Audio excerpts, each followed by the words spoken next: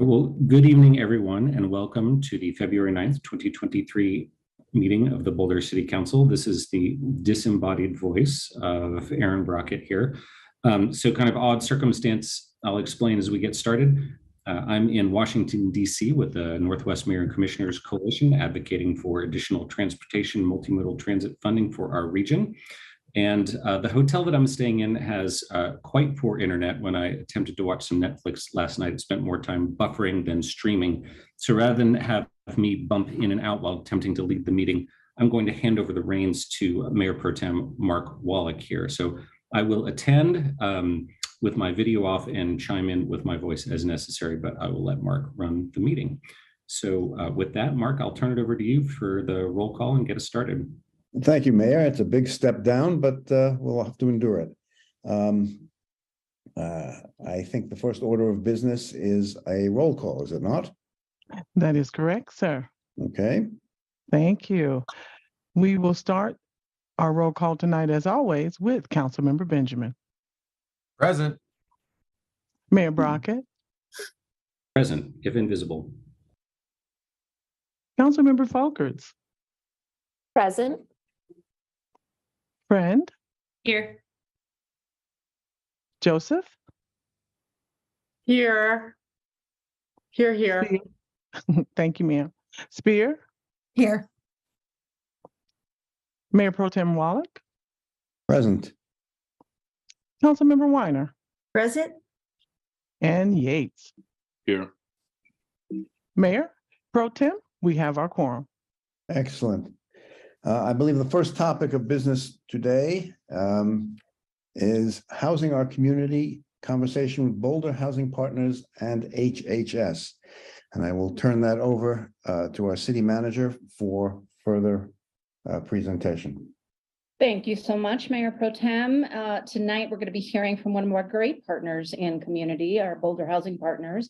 And to kick us off, I will ask Director Fernhaber to take the mic, the virtual mic. Good evening, Council. Kurt Fernhaber. I support the Department of Housing and Human Services. And I want to thank Council for requesting this agenda item to hear from our Housing Authority. And I'll just give a very brief introduction to them. As you know, they provide a significant amount of affordable housing in our community. And surveys that we've done of our community needs over the last 10 years has always shown affordability and affordable housing as being the highest and most consistent community need. So they're a critical partner in our work, particularly around equity in our city. And well, I think what you're going to hear from them is not just about affordable housing, but all the other things that they do to actually create community in the areas where people live, the partnerships that they have, and the approach that they take to creating affordable housing that really meets the needs of many of the lowest income residents of our community, but also some of the most vulnerable members of our community. So I'm pleased that Jeremy Durham is here this evening, and he will be driving this presentation. I also have some of my staff here tonight to answer any questions that you may have about oversight of our affordable housing portfolio, or other things that might come about. And I know Jeremy has staff on his side as well. So I'll stop there and welcome Jeremy. Thank you. All right, thank you, Kurt, for that introduction, and Nuria, and thank you, members of council, for having us here tonight. I know this is something Nuria and I have been talking about for a little while, and we're super happy to be able to be here and show you all a little bit about who BHP is. As Kurt indicated, we are joined by a number of members of the BHP senior staff this evening. So if there are detailed questions that we can help you answer, we hope that we'll have the folks here that can do that for you. I'm going to go ahead and share my screen now and launch in. My goal is to keep this under 30 minutes, is the time that I was told, and I think I can do it, and hopefully under that, and then we'll have a bunch of time for questions. So looking forward to doing this with you.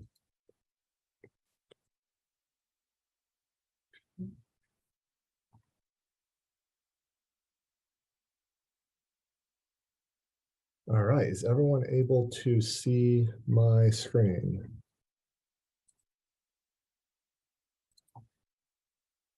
All right, make sure I can see all of you real quick. Okay. You. All right, great. Since you can all see, we will launch in here. So by way of introduction, I just want to start by saying we have a Spanish version of this presentation, which is available on our website. We have both a link to that as well as a QR code here.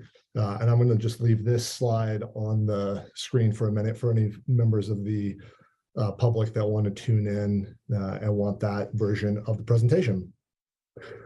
Goal today is to hopefully leave the council with 3 high-level takeaways: a better understanding of who BHP is, a better understanding of why BHP is critical to this community's goals around equity and inclusivity, and last, how you can help as our elected officials in the effort. Note the beautiful photo here of our 30th and Pearl development that you all helped us put together in partnership with the city. We're extremely proud of it. And it's a community that's working out really, really well. All right, and I hope now the folks who want to plug this URL in for Spanish have been able to do so. So I'm going to move us on. We're going to cover a number of things today. First of all, we're going to do just a high-level overview of BHP. Then we're going to dive into who we serve, who lives in BHP housing, and who are the beneficiaries of BHP's vouchers. We're going to talk about what goes into managing affordable communities, the community management, facilities maintenance, resident services, resident engagement, compliance and oversight, which Kurt alluded to earlier, and then our role in investing in our properties as stewards of these community assets. We'll talk a little bit about administering vouchers, which is an important part of what we do. And we're going to talk about how we're growing and scaling as an organization. All right, so here is a snapshot of BHP by the numbers. And before I dive into some of these numbers, I just want to point out this map that we have in the lower left-hand corner of the screen here. And I hope you're all able to see it at least somewhat well. This map shows where we have housing in the community. And as you can see, that BHP has for the last 55 years made a concerted effort to put housing in a wide range of neighborhoods in this community. We're able to serve North Boulder, Central Boulder, East Boulder, South Boulder. So BHP housing is spread across this community. It's our hope that we maintain it in a way that it looks as good or better than any of the market rate housing that you see out there. So a lot of this may be invisible to you, and we hope that it is. But we want you to know how broad our housing offerings are throughout the city geographically. Looking at some of these numbers, I'm just going to highlight a few of these for you since you're all able to read them yourself. It's important to note that BHP serves over 4,000 individuals annually. That's 2,382 total households, which equates to around 5% of the city of Boulder's households. I also want to point out that we have, and we're going to dive into this later, but renovated since 2016, 648 of our properties, and that we have 733 new units ready for development in the pipeline. We will look at some of those new growth opportunities as we go through the presentation as well. In terms of the size of BHP as an organization, we have roughly 100 team members here at BHP. So everything that you see in this presentation is being performed by that team of 100 or so of us that are working hard to serve this community. All right, we're going to look here at who we serve.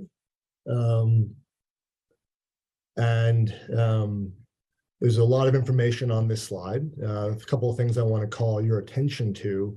is the level of affordability that we're able to provide, and the area median income breakdown of the folks that we house. So 72% of our households earn 30% of the area median income or less. So by household size of 3, that's the 33,870 would be the annual income. We're also housing 210 individuals who were formerly unhoused in our housing. This pie chart here breaks down the 5 high-level demographics of folks that we look at based on the kinds of services that those individuals need.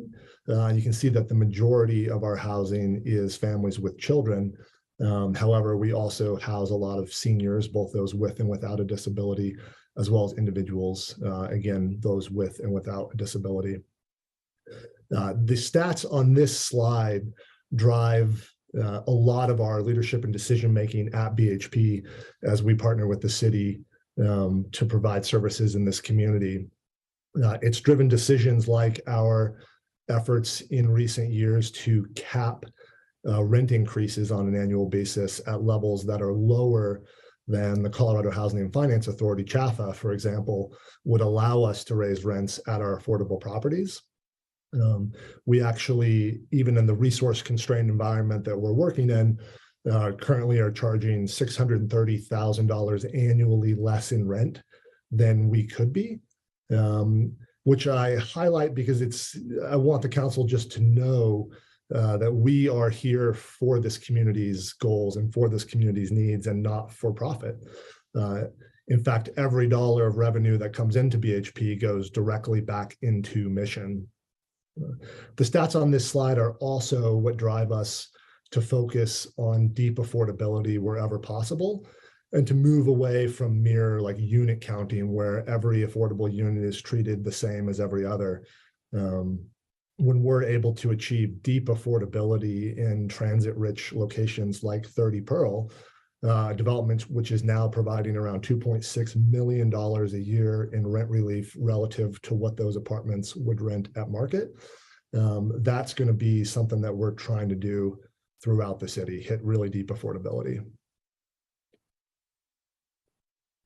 One thing we talk about a lot here at BHP and with the city is the role that we play in making Boulder more inclusive. So as you can see from these pie charts, our folks, the folks that we house, are generally more diverse than the city of Boulder at large. And that is both with respect to race and ethnicity. That's particularly the case with our family sites, but it's also the case with our senior sites. So as we provide more housing that's affordable, as we expand BHP, we are effectively helping Boulder be more inclusive.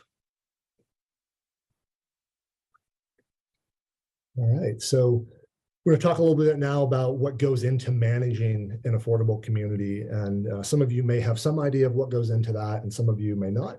I'm going to try to be as comprehensive as possible while still being as brief as possible.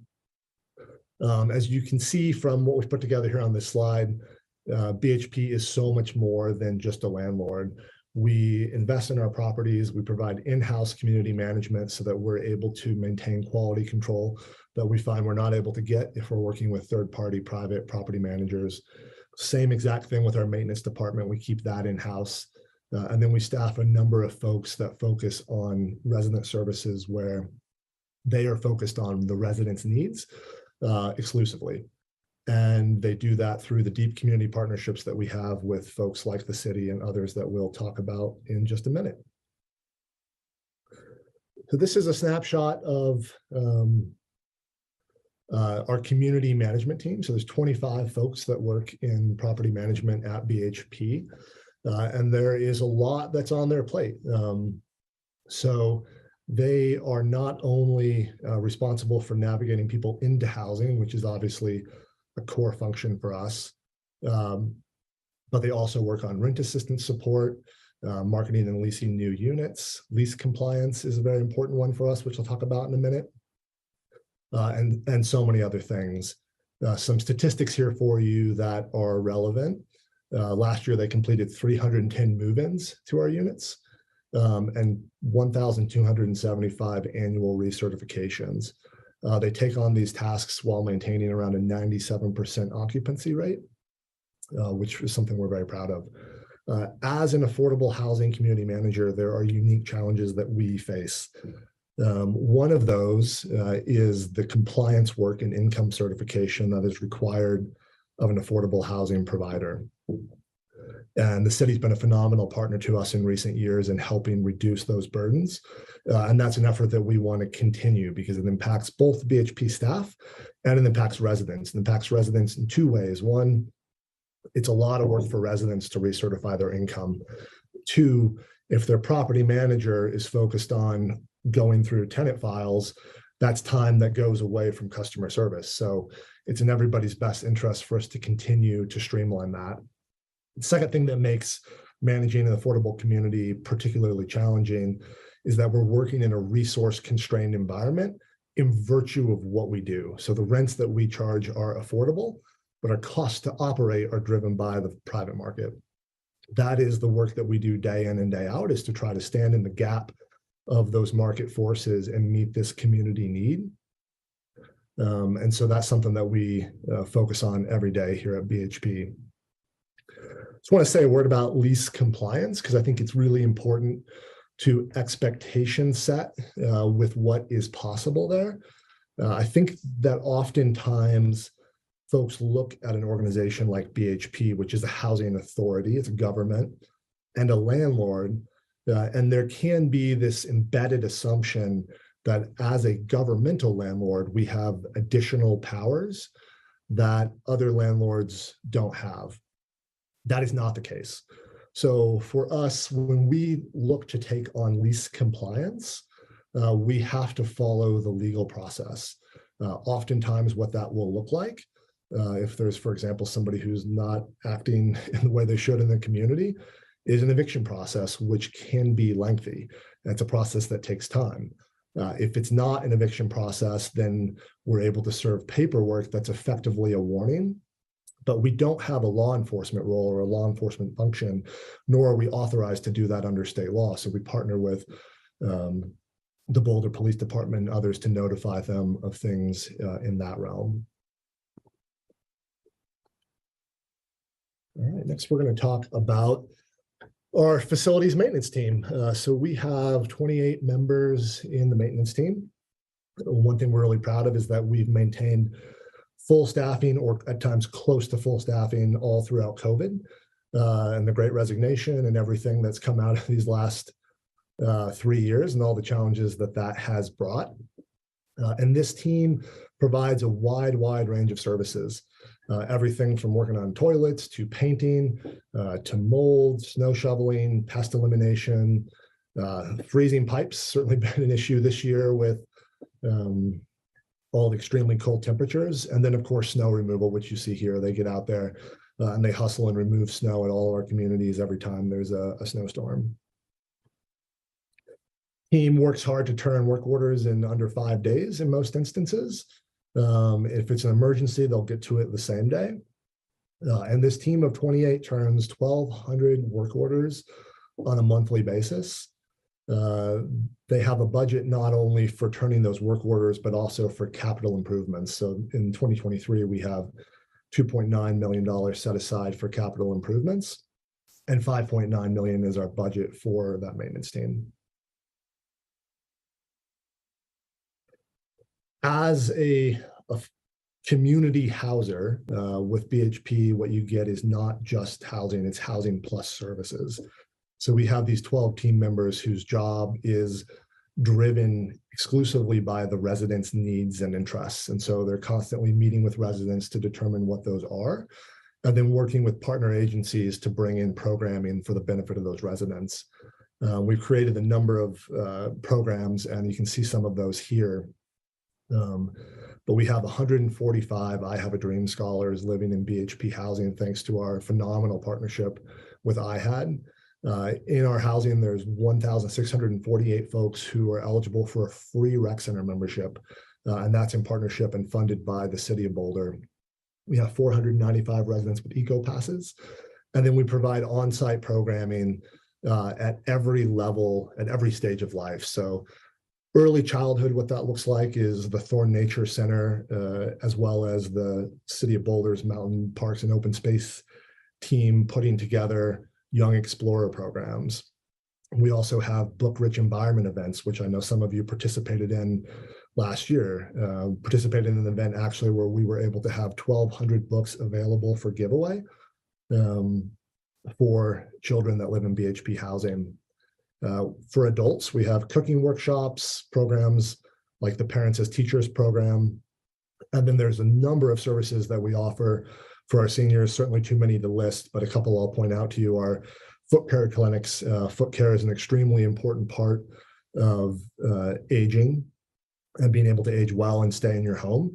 And so we bring folks in to help folks with that, as well as Chromebooks and tech help for our seniors that aren't as connected as they want to be.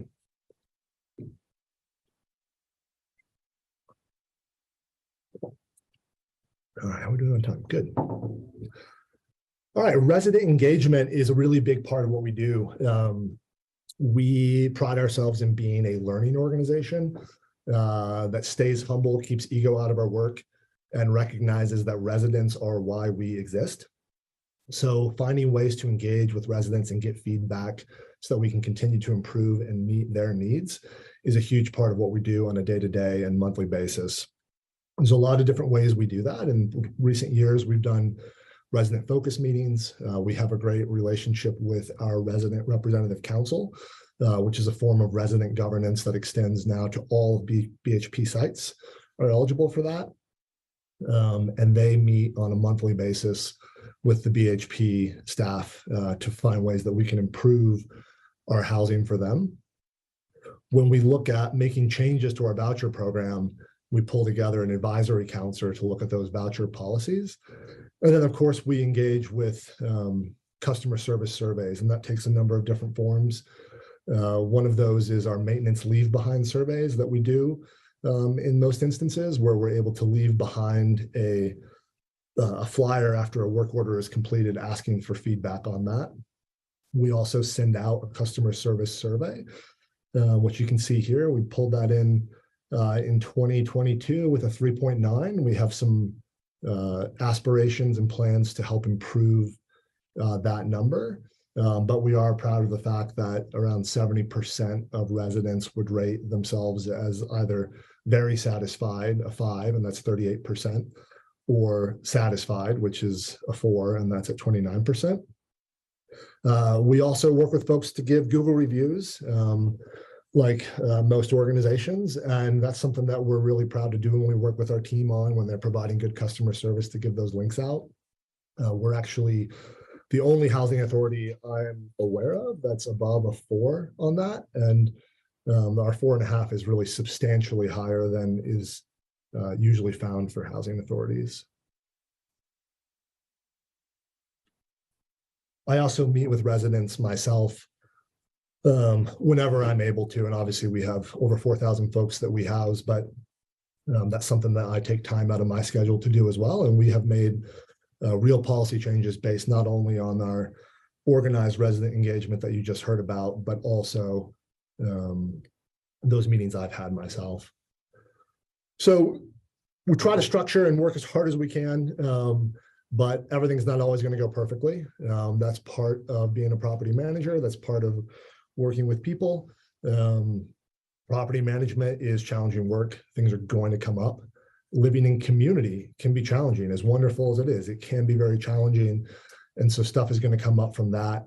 So we have policies in place that help us bring those issues forward in an orderly manner that allows us to address property management issues that are often nuanced, almost always involve some level of confidentiality, and can be particularly tricky to address those in the most orderly and expeditious way that we can. This policy is available on our website as well as disseminated to residents. And this is our best attempt at being able to reach folks that are having issues. As you can see, the policy includes an ombuds person, which is kind of a neutral person that exists outside of the property management team, who has a skill set in being able to work with folks. It also includes the opportunity to contact my office, and I look into those myself. So as folks have issues, and if there's members of the public that are watching this now that have issues, this grievance policy is available on our website. We have the link there, and you are able to track down myself and anybody else, like the ombuds person, that would be of help to you. All right, I want to talk a little bit about compliance, audits, and oversight. BHP is a very unique entity in that it is a creation of state law, but our board is appointed by the city of Boulder. We're funded by the city, state, and federal government in various programs, and we're regulated as not only an employer, but I think more relevantly, a landlord and a property owner. So we've listed some of the agencies that have oversight over BHP.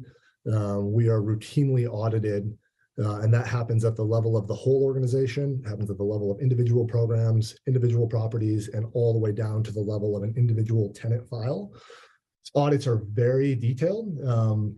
We are very fortunate. Findings have been extremely rare for us, and that's something we work really hard on.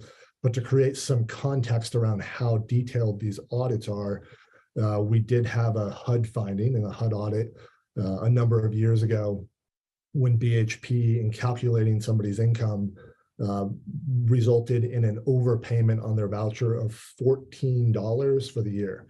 That was enough to result in a HUD finding. So when we say these are detailed, we really mean it.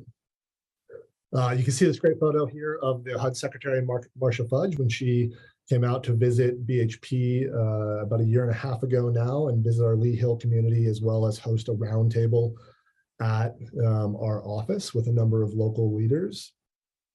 When we get to the Q&A section, if you want to ask me about this, ask me about it, but we proposed some things to the HUD Secretary in that meeting that we have seen come through just within the last week as proposed rules from HUD that would be really substantial and provide amazing benefit to BHP's residents. So that's something we're really excited about. All right, as an owner of community assets, one thing that we are really proud to invest our efforts in is the work that we do in investing in our communities and in renovating our properties. So going back to 2016, when we made the strategic decision to really undertake this effort, we have raised and invested $67.6 million in BHP's communities. This next stat is probably my favorite stat about BHP, that amount equates to 40% of the statewide tax credit renovation dollars that have been awarded to housing authorities in this time period. So to put that number of 40% in context, City of Boulder, our jurisdiction, makes up about 1.7% of the state of Colorado. So this is an area that we've really been hustling, and we're able to renovate our properties without having to use our own operating capital or our own reserves by leveraging the tax credit program. We've been able to put together a very healthy investment per unit and renovate these 648 homes at around $104,000 per unit.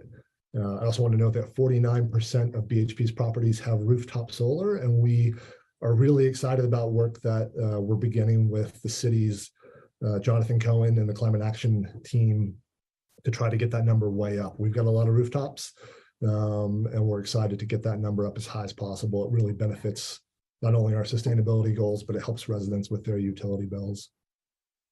And lastly, something we'll talk about near the end is bridging the digital divide. We now have 78% of our properties with free Wi-Fi, thanks in part to grant money from the City of Boulder. This is extremely important in the modern era.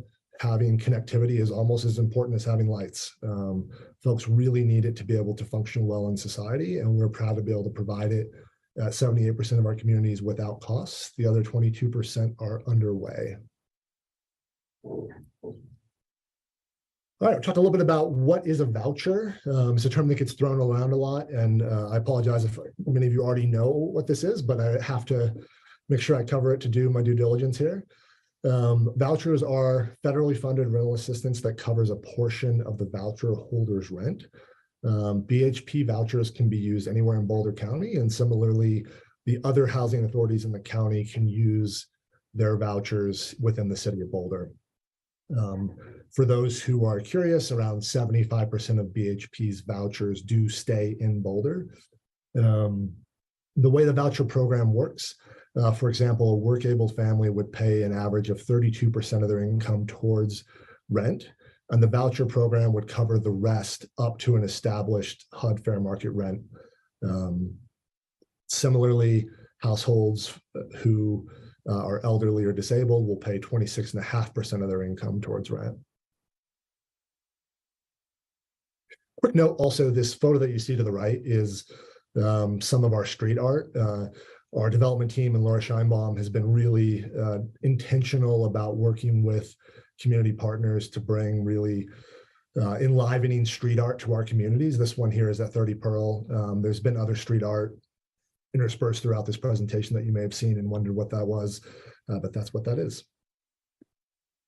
There's some more street art in the bottom right-hand corner of this slide as well.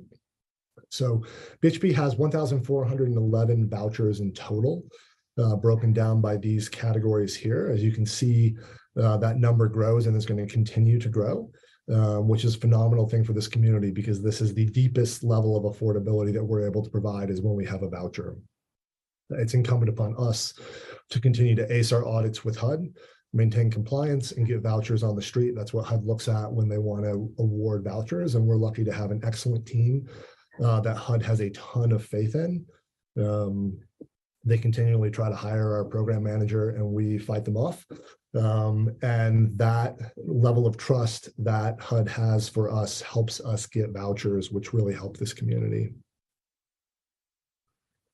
All right, this chart here shows our unit growth, our homes growth. This is what the units that BHP owns and can offer as affordable homes throughout Boulder. The need for affordable housing is so massive in this community. 54,000 renters in Boulder County pay more than 50% of their income towards their rent. And that number doesn't even take into consideration all the folks that have to drive to their jobs from outside Boulder County. The need for affordable housing in Boulder is tremendous, and we are committed to meeting that need. One thing that we as a team are really proud of is our culture of overcoming obstacles. And one thing that I'll note on this presentation is the 2016 election had a huge negative impact on our ability to finance affordable housing. The mere threat or rumor of tax reform resulted in the main tool we use, low-income housing tax credits, absolutely plummeting in value. One development, Tantra Lakes, that we were in the process of acquiring, saw a $7 million drop in available equity for that project. But our culture at BHP, and this is in large part thanks to our incredible partnership with the city staff, is to overcome whatever obstacles are in our way to meet our goals. And that applies to the COVID time period that our growth also covers, supply shortage, Great Resignation, all of it. One thing we do is we overcome. As we've grown, both in terms of our units and our vouchers, we've been working to expand our capacity. That looks like a number of things. One of the things that looks like is investment in systems and technology. It also is growing our employees. So as you can see from this chart, that as we've grown, particularly over the last 2 years, we've been able to leverage our scale and financial stability through that growth to increase capacity and staffing levels to higher than they were before we had the growth. And so that's something that we're going to continue to look to do. Every dollar of revenue that comes to BHP is a dollar that gets reinvested in the mission. All right, we're coming towards the end here. I want to make sure I thank all of our community partners. There are so many to thank, but since this is a city presentation, I want to call out in particular the City Housing Division, Climate Action Group, and the City of Boulder staff who worked hard on rent assistance for folks over the last 3 years during the COVID-19 pandemic. There are too many to thank here. There are too many to count. An amazing part of working in this community is how many folks are dedicated to helping those who need it. And Boulder is very service rich as a community. It's the envy of every other housing authority director I talk to. All right, the city itself is our #1 partner. We really exist to execute your housing vision for affordable housing. And we truly have a partnership that I know of no other public housing authority that has that with their city. Whenever I meet each month with the other directors of other housing authorities, half the time seems like it's spent trying to troubleshoot issues that they're having with their local government. And thanks to the amazing councils that we've had over the years, thanks to Kurt, Nuria, who's always made herself available to me, even despite the extraordinary amount of things on her plate. We have an amazing partnership, and it's how we're able to get things done. In terms of some ways that the city may be able to help, as I said, we'd end with like a how you can help. So sustainability funding partnerships. As I mentioned, we've been meeting with Climate Action Plan, and it's our goal to increase sustainability in solar as much as possible. That is an action that checks a lot of boxes in terms of our ability to meet the needs of the community. I talked a little bit about the digital divide and how we've built out 78% of the Wi-Fi at our communities, with soon to be 100%. There's a cost of around $134,000 annually for that once built out. And we could use help working with the city to cover those expenses. And finally, you may be aware, I'm sure you are, that the voters here in Boulder County and across the state of Colorado passed Proposition 123 last November. That is a proposition that can bring substantial amounts of funding to the city of Boulder, so long as Boulder is able to make some adjustments to our planning process, particularly make adjustments to where we're able to process building permits for affordable housing developments within 90 days, something that we'd love to partner with the city on making happen. And I think it's something that we will be able to make happen. All right, this is our last slide. Are now renting. This is a snapshot of some of the apartments that we offer and that what we have available right now. And you can see the rents here are really, really good. 30 Pearl having a 2-bedroom down at $781 a month is really phenomenal. And we're really proud of the way these communities show and lease up. So with that, I will turn it back to whoever takes over from here. I guess that's probably Mark. Thank you, Jeremy. Thank you for that presentation. The good news was it was a very high quality presentation. We're lucky to have it. Well, the bad news is probably a little bit over 30 minutes, but Shoot. we'll live with it. I'm sorry. First, I would ask my council colleagues, do you have any questions? And perhaps we can put the council back up on the screen so we can see that. Take down the Boulder Housing Partners slide and put the council back up. Is that possible? 1 second here. It should be. I think if Jeremy stops sharing, we should be good. Yeah, I'm working on it. There you go. There we go. There you go. Okay, are there questions from council members? I see Bob. It's first. Bob, take it away. Thanks, Jeremy. That was real helpful. Just a quick question about the internet. We talked about that at council meeting a couple of weeks ago, so it's kind of all fresh in our minds. And I know that you've got a deal with, I think it's Comcast, to provide kind of low speed service to, sounds like 78% of your residents. You're working on getting that up to 100%. That sounds great, and you might be looking for some financial assistance. Separate from that, the city is thinking about what we do with our fiber resources. We've got some backbone already built, and we're thinking about whether we should build some more. And one of the questions that the IT folks have come to us to ask is, we could connect, and I think this number is directionally correct, but don't hold me to it. We could connect a lot, maybe all the BHP properties for about $3 million with high-speed fiber that would provide that service to your residents. That's much better than probably they're getting right now. But they're asking the question, should we do that? Is BHP going to use that? And I guess, and not to put you on the spot, well, I guess I am putting you on the spot, but what's your thought on that? Is that something you want us to do, or are you kind of content with the Comcast service you're getting now, and you just want a little bit of money? Yeah, I mean, I don't mind being put on the spot. It's what I'm here for. So bring all the questions. By my calculation, we're looking at about a 22-year payback. If we were to invest as partners $3 million to connect Wi-Fi to BHP sites. And if that were able to be offered for free to BHP after connected, then that would save us $134,000 a year in Comcast internet costs, which works out to about a 22.3-year payback. And that's if the city were able to offer that for free, which I'm not sure if they'd be able to. So that's why I framed my earlier topic as more about the annual expense. It may be that at some point the cost for that installation comes down, or there's some opportunities we can take advantage of. But in trying to be a good partner to the city, I don't know that makes sense to bring the network out. Well, that's fine. We'll continue to have those discussions. I just wonder what your answer was as of today. Thanks. Yeah, thanks, Bob. Next up, we have Junie, then Lauren, then Nicole. Junie, you're up. Thank you, Mark. I only have 2 questions, not too many. I just wanted to make sure I hear correctly. You mentioned that you have 4,000 residents.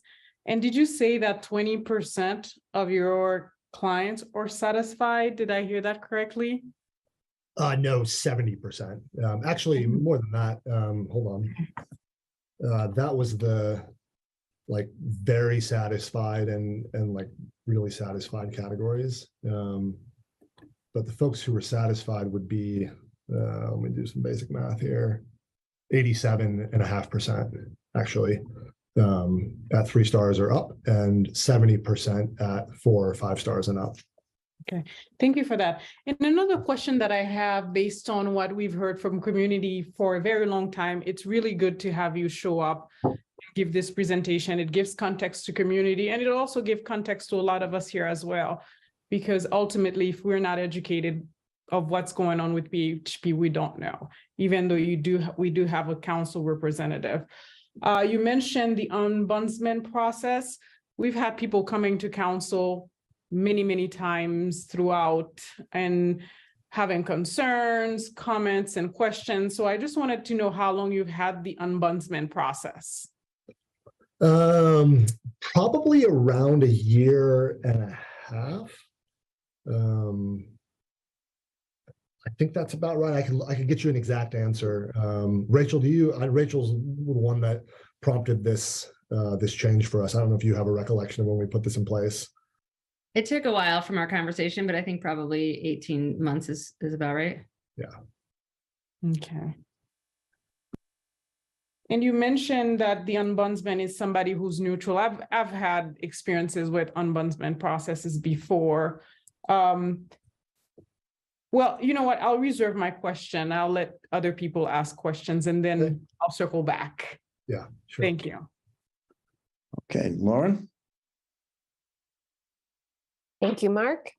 And thanks for that presentation, Jeremy. I was curious, you mentioned some of the proposed rules from HUD that had changed and what kinds of opportunities those might be providing in the future. And I was hoping you might expand on that.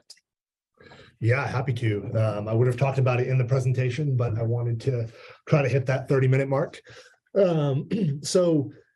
Really fortunate to have the HUD secretary there in our office just a couple of days after doing a resident focus group. And in that resident focus group, in the very same room, we met with the HUD secretary and Congressman Neguse. What I heard from them is the same thing I hear from staff, which is that the administrative burden involved in certifying income is extremely high. We don't have paper files anymore. If we did, I would hold up for you a file right now that shows everything that goes into that. And the point of this is not to whine about the amount of work involved, but what we pointed out to the HUD secretary is that almost everybody who is certifying their income with BHP has already certified their income with another government agency, whether that's to receive SNAP benefits, Medicare, Medicaid, Social Security. It's a very, very common thing. In almost every instance that has happened. And so for folks to have to recertify their income to just different government agencies over and over, as opposed to having the government be able to share that information and fast track the process would be a dream. And that is exactly what HUD has proposed. So they have proposed to allow for agencies like us to utilize income certification from other programs. Thanks, Jeremy. My other question was about Proposition 123, and you had mentioned, sort of the 90-day approval requirements. Are there any other requirements that we should be aware of that might impact our ability to do the most with that funding? Yeah, I will probably kick this to Kurt to make sure I'm not missing anything, but my understanding is that the requirements are twofold. It's the 90-day approval process for permits, and that's a little bit ambiguous in terms of when that clock starts. So I know Kurt and Brad are working on that. The other, yeah, does that, sorry. Oh, I'm sorry. Does that include sort of, like not the permit, but sort of the whole site review process, or, because we often have a whole review process before permitting? Would that be included in that 90 days, or is that the part that's unknown at this point? I think that the site review part, I don't think is unknown. That's not going to count. Okay. I think there may be an outstanding question about like tech docs in that period and beyond. But we're hopeful that it won't be something that's too aggressive that we're not able to meet. And I don't know if Kurt or Brad have anything to add there. Yeah, the only thing that I'll add is that the state is also, they're going to be putting out funding for municipalities like ourselves to help create the capacity needed to meet some of those requirements. And they're in the process now of sort of defining better the definition of those requirements. And Brad, I don't know if you have anything to add on to that. Yeah, I don't have a whole lot to add. My understanding is it might still be at the state level in rulemaking. I'm being honest with everybody here, still kind of learning about this. Staff may know even more than I do, but certainly on our radar, and we'll be following up. The other part, I mentioned there was two requirements. So the other one is that the community have a plan in place to grow their affordable housing stock by 3% a year. That's something that I think we're able to meet with just BHP's pipeline. So I think Boulder's in very good shape there, and Boulder has been a leader in the state in investing in new affordable housing in recent years. Thank you, Jeremy. That's it for my questions for the moment. Great, thank you. Thank you, Lauren. Nicole, you're up. Thanks, Jeremy, for joining us here tonight, and thanks for your presentation. Really appreciate the opportunity to learn a little bit more. I just had a couple of questions, and my first one is of the new housing that's planned over the next decade or so. How many of those units are going to be accessible? That is a very good question. I may tag Laura in to give a more technical answer. I have what I think is the answer, and if there's any issues with Laura, I'll give that. But Laura, if you're available, most of you know Laura Scheinbaum, our Director of Real Estate. I think you all did a tour with us this last year. So go ahead, Laura. Good evening. I'm Laura Scheinbaum with Boulder Housing Partners, Director of Real Estate Development. Nice to see you all.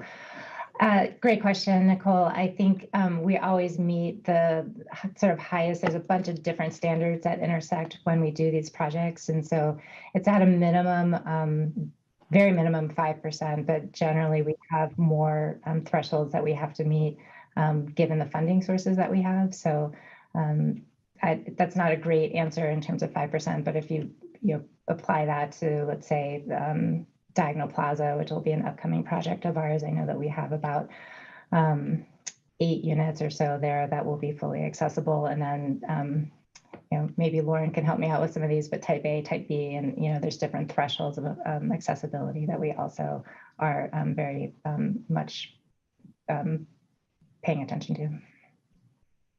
Thanks. And is there any plan to kind of try to go above? And let me just, the background for why I'm asking this is, our population is going to be growing over the next 20 to 25 years. And the place where we're going to see the biggest growth is in the 65 and older population. So this is just something, I'm thinking about how are we planning now in the housing we're building in the next 5 or 10 years to be in a place where we may be in a position where we're having to accommodate more folks who do have disabilities and who need some extra support to get around. So I guess the way to phrase that as a question is, is there any intention to try to go beyond that? Yeah, so absolutely. So first of all of our buildings, we really are very intentional about making sure they're elevator compliant and providing even 2 elevators whenever possible, so that if one goes down, we've got another that's accessible to folks to be able to utilize. And then in terms of the units, there's ways that we can make them become accessible. So, if you have front panels, that can be removed as accessibility needs increase. So I think that, yes, the intent is to certainly have our portfolio reflect the needs of the community, as well as just meet the needs of our marketing in real time as well. So yeah, there's definitely a lot of intention around making sure that, again, things like elevators and ramps and all of that is in place, as well as thinking through, the future and having those units that can be made accessible down the road. And I think the bathroom core is actually the most important piece of that. So having that be fully accessible for a wheelchair is something that we really pay a lot of mind to as we move forward. Mount Calvary is a great example. That's 60 units of senior housing. And I know that I don't have the number off the top of my head, but it's beyond what our requirements are at that site. Something else I'll point out quickly on this topic, and thank you, Laura, is that even where a building is not built with, even where a unit is not built as ADA accessible to begin with, we always have a process by which residents can request that, working with their doctor and such, and we'll make that investment on our end.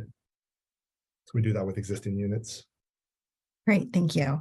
Appreciate that. And thanks, Laura. Appreciate the extra context there.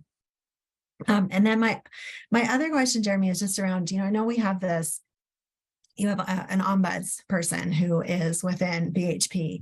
And, I know that we have talked in the past and you said, hey, if you hear about people who are having issues, please let me know.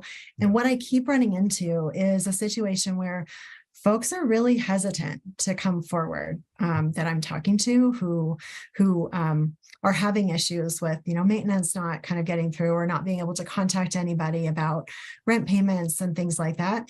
And I'm just wondering if there is an opportunity for a couple of things. First of all, is some sort of independent survey that could be done of residents that is sort of outside of VHP, maybe even outside of the city, where people just feel really more kind of free and comfortable to kind of give a range of feedback, right? And then the other thing is just around whether there's an opportunity for having an ombuds person or someone who is outside also of VHP and the city. And I don't bring this up to be like, oh my gosh, you guys are doing a terrible job or anything like that. It's really just like, I know that you really want this feedback because you've mentioned that to me a number of times. And I'm running into folks who don't feel comfortable doing that because they feel like they're going to be in danger of losing their housing if they're bringing forward some of the issues. And so maybe just as a question around brainstorming, like, what do we do, to try to give people a place where they can go and really feel like they're going to be comfortable bringing concerns and issues so that you get that and so that they are getting their needs met in a kind of a faster and more efficient way. Yeah. So absolutely yes to both of those. We've done surveys over the years where both it's administered by a third party and where we administer it ourselves. In any instance, it's anonymous, but I can understand that folks may not trust that anonymity or something like that. And in terms of like an ombuds person, we'd be happy to partner with the city on something that might feel more neutral or maybe is housed within like the city's mediation team or something like that. Because we want that feedback. The other thing I would say is that if you hear from those folks and maybe they don't feel comfortable with the ombuds person, I don't know that they would feel comfortable reaching out to me, but I really do not mind getting feedback. It's one thing we talk about as a team is like, there's nothing here to criticize because we are just a reflection of the community, and it's our job to be the best reflection of the community as we can possibly be. So we take feedback and try to learn and grow from it. I have never seen an instance at BHP of somebody being retaliated against for complaining. In fact, usually if we hear a complaint, we respond as expeditiously and as compassionately as we possibly can. But nonetheless, I'm sensitive to that dynamic, and folks, maybe based on prior experiences, have that concern. One thing that I think we have to and we're going to invest heavily in over the course of this year, be stronger at, is just building better and better relationships with residents so that they feel like they know their property manager, they know their resident services coordinator, having more community meetings on site. That's happened less in the COVID era, but we're going to be doing more and more throughout this year so that there isn't that, I would say, unfounded fear that bringing a complaint forward could result in loss of housing. Yeah, I think it would be really interesting, I think, to try to put together some sort of independent interview process, or, because not everybody wants to fill out a survey, right? I mean, where I'm typically hearing about things is just in stories and, one-to-one interactions with people. So, how do we get that kind of information from folks, in a way that feels safe, right? Where everybody can give open and honest feedback. Because I know that's what you're looking for as well. So I think just something for us to think about and try to figure out how to do that. Yep.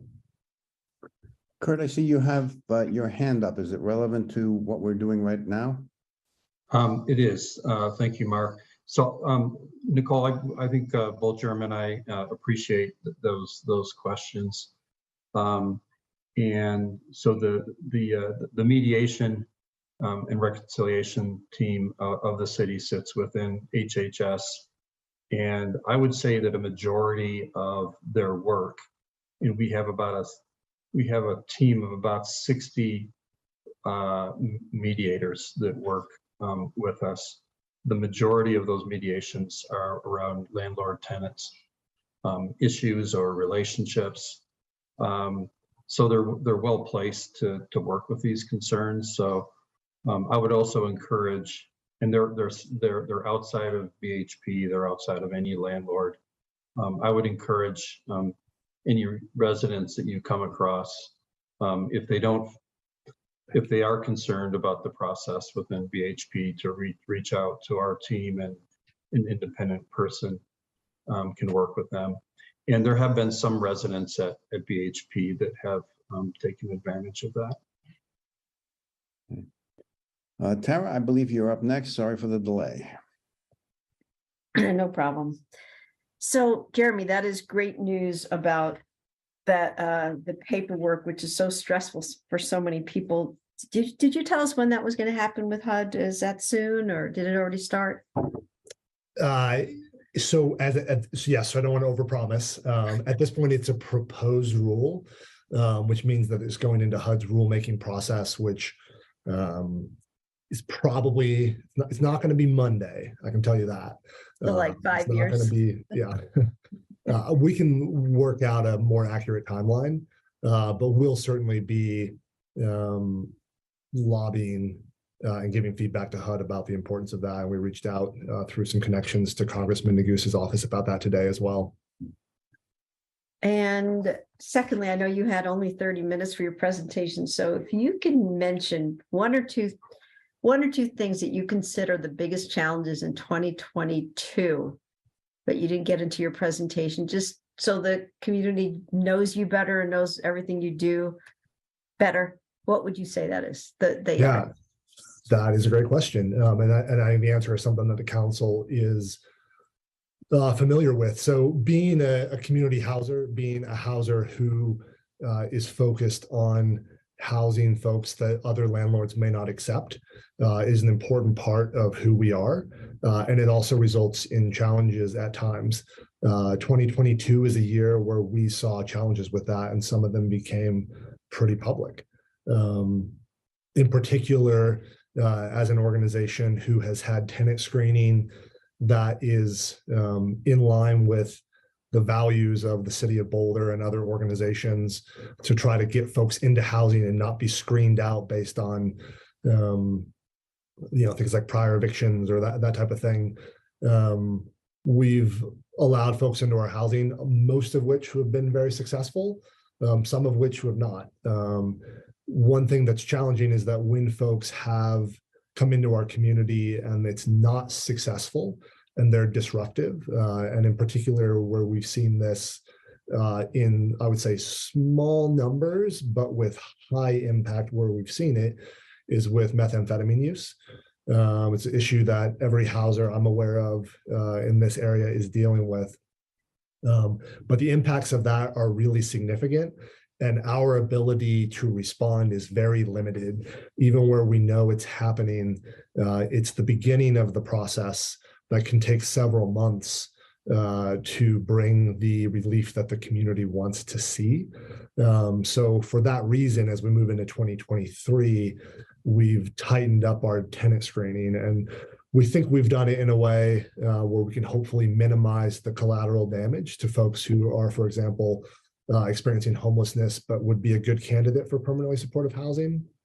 We want to minimize the collateral damage to those folks, but while also making sure that the cost of community disruption and feelings of unsafety aren't disproportionately borne by our affordable communities at BHP.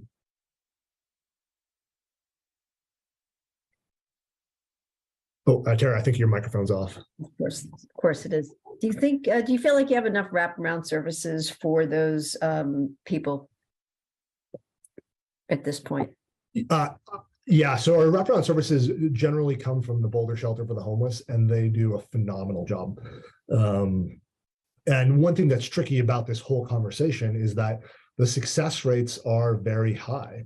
At 30 Pearl right now, we're like at an 85% success rate with our integrated permanently supportive housing there. Program in general is at about an 80% success rate, and that is actually drugged down by prior years when the program was first ramping up. Otherwise, it would probably be higher. So they do a phenomenal job, and they're an incredible partner. The challenge is that even that 15 to 20% non-success just has a really big impact that can last for months and create so much concern in the community and so much expense for an organization that is resource constrained to begin with. And is there anything we could do? I mean, you could think about it. I will think about it. Yeah, I think that I feel like we've gotten great support from council on evolving on this topic. We've gotten great feedback from council on how to evolve on this topic over the past 4 months, as well as great feedback from concerned community members, which, I'll just highlight back to our earlier conversation. Like if there are folks that maybe are listening to this presentation that feel like afraid to reach out, like please do not be afraid to reach out. Like we actually listen, we actually will make changes based on community feedback. And so that's something I would highlight. Are you done? Okay. Matt and then Aaron. Thanks, Mark. I won't be redundant. My questions got asked by my colleagues, which is awesome. Because we're more or less heading in the same direction. So I'll just say that I just want to congratulate BHP for just continually punching above its weight. I think that's just pretty astounding, given what the scale of what we do versus the impact that we had. So just credit to Jeremy and to Laura and the staff and everyone who's made this work for over the years. So I know there's ways to improve. There's always stuff that we can do better, but I just want to tip my hat to you guys for punching above your weight. So nice work. Thanks so much, Matt. Appreciate your words. And our invisible mayor. Visible. Well, actually, Matt kind of beat me to the punch because I was just going to offer my thanks for your extraordinary work. So I won't repeat all of his words, but I'll just mention from a personal standpoint, I am a BHP neighbor. There is an apartment building across the street owned by BHP that includes some, I believe, homeless transitional housing. They're great neighbors, and you all manage the the building extremely well. So I do have that up close and personal day-to-day experience every time I walk out my front door. So appreciate the great work y'all doing for everybody in the community that you assist. Thank you. If there are no other questions, I have one actually. We've had a lot of comments about, I guess, oversight of BHP units. To what extent does the city have oversight over BHP units that they have invested in? Oh, yeah, great question. I see Shelley has turned her camera on. Shelley, do you want to take this? This is your department. I'll say that the city has oversight, generally speaking, both in terms of their funding, but also in terms of rental licensing, smart regs, fire and safety, and that type of thing. But I think your question is mostly geared at funding. If I could just introduce Shelley. Shelley has been a bit of an institution at the city. She's been doing oversight of the affordable housing program for about 16 years. And she's considered as sort of a HUD expert in our region of the Front Range, and oversees our team within HHS that does the oversight, not just of BHP, but all the affordable housing units throughout the city, including the home ownership components of that as well. So Shelley, if you want to answer that, that would be helpful. Thank you. Absolutely. So yes, I'm Shelley Conley. Thank you so much for giving me the opportunity to speak today.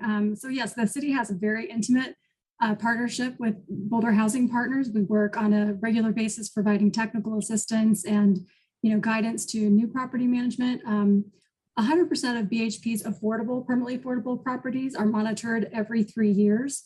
In general, all of the properties that are under covenant not only receive monitoring either on-site or remotely, but we also conduct inspections on a regular basis.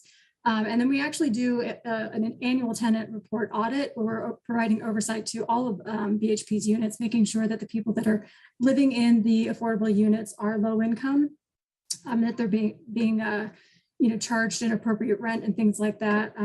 We do have a risk assessment that we do every year to identify any potential risk for non-compliance.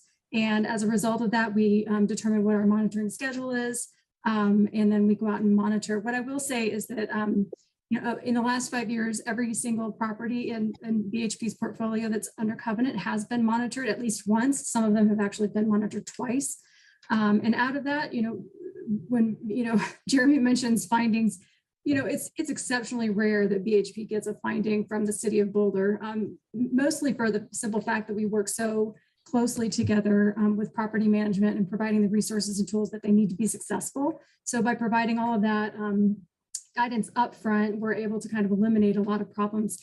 But what I would say is, of the issues that are identified, property management staff do an amazing job at addressing whatever corrective action is necessary. And I have a bunch of statistics, whatever you need as far as oversight, happy to share all of that. But I would say that BHP is a model for affordable housing in Boulder and stellar performance and compliance.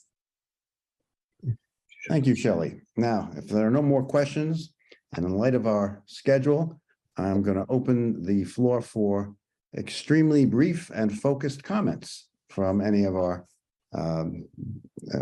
council members, if anybody has any. None so far? Going once, twice? Junie, did you have something? Thank you. I was looking for the button. I have a question for Jeremy about the comments that Nicole made earlier about, I don't know, some type of independent person to do survey, but I'm wondering whether that's something the ombudsman process already take care of as well. Not currently, but I think that it could be part of a concerted effort going forward. And I'm interested in having follow-up conversations with Kurt and Nuria about whether or not some of those ombudsperson services could even shift to the city mediation team so that it feels more neutral, and whether that team could take on what you're describing, and we can help pay for it or whatever. I know you guys aren't just swimming in extra capacity over there at the city. But I think it's certainly all part of the same conversation. Like, we want folks to be able to give us feedback, to feel safe giving us feedback, and we want to be positioned to respond to that as well as we possibly can. And in some instances, we're not going to be able to. That's just kind of a reality of where we are. We can't give everybody everything they want. We have programs we have to administer within the guidelines, and we have funding constraints that determine what we can do at a property, that type of thing. But we want to at least have the forms in place to get that as much as possible. We're also going to be doing a lot of community meetings ourselves at sites this year, as well as focus groups, and continuing to work with our resident representative council to expand their outreach. The RRC is inherently neutral with respect to the BHP staff because they're governed on their own and elect their own president and that type of thing. Thank you. That's all. Okay. Once more, I'm opening it up for general comments of an extremely brief nature. If anybody has any to share. Once, twice. Jeremy, Laura, thank you very much for the presentation. I appreciate it, and we all appreciate it very much. And it was highly illuminating. Thank you so much, and have a good evening. Thank you for having us. All right. Thank you.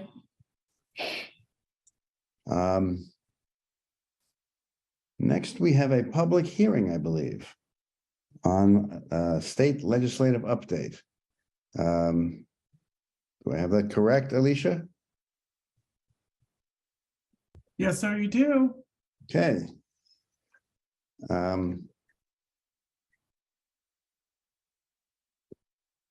we going to give our standard presentation on conduct at public hearings? I am happy to do that. Are we having a staff presentation first? Yes, we have. Alicia, did you want to call that item formally? Oh, thank you, ma'am. I know Mayor Pro Tem did read it in the record, but you're right, I need to do it formally. Thank you. Item number 2 on tonight's agenda is our public hearing item 2A, and that is our state legislative update. Great, thank you so much. And with that, I will let and call on Carl Castillo, who has been just leading all our legislative and policy issues, to give us a brief overview. Thanks, Carl. Thank you, Nuria.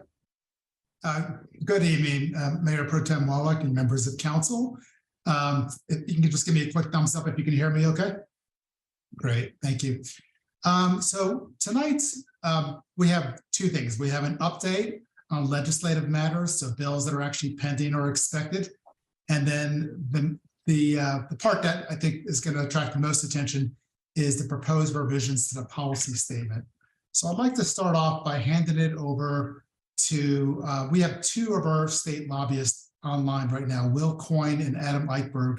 So I'm going to turn it over first to Will Coyne, if he's signed in, and then to Adam Eichberg, both that'll say a few words about the what's going on at the Capitol.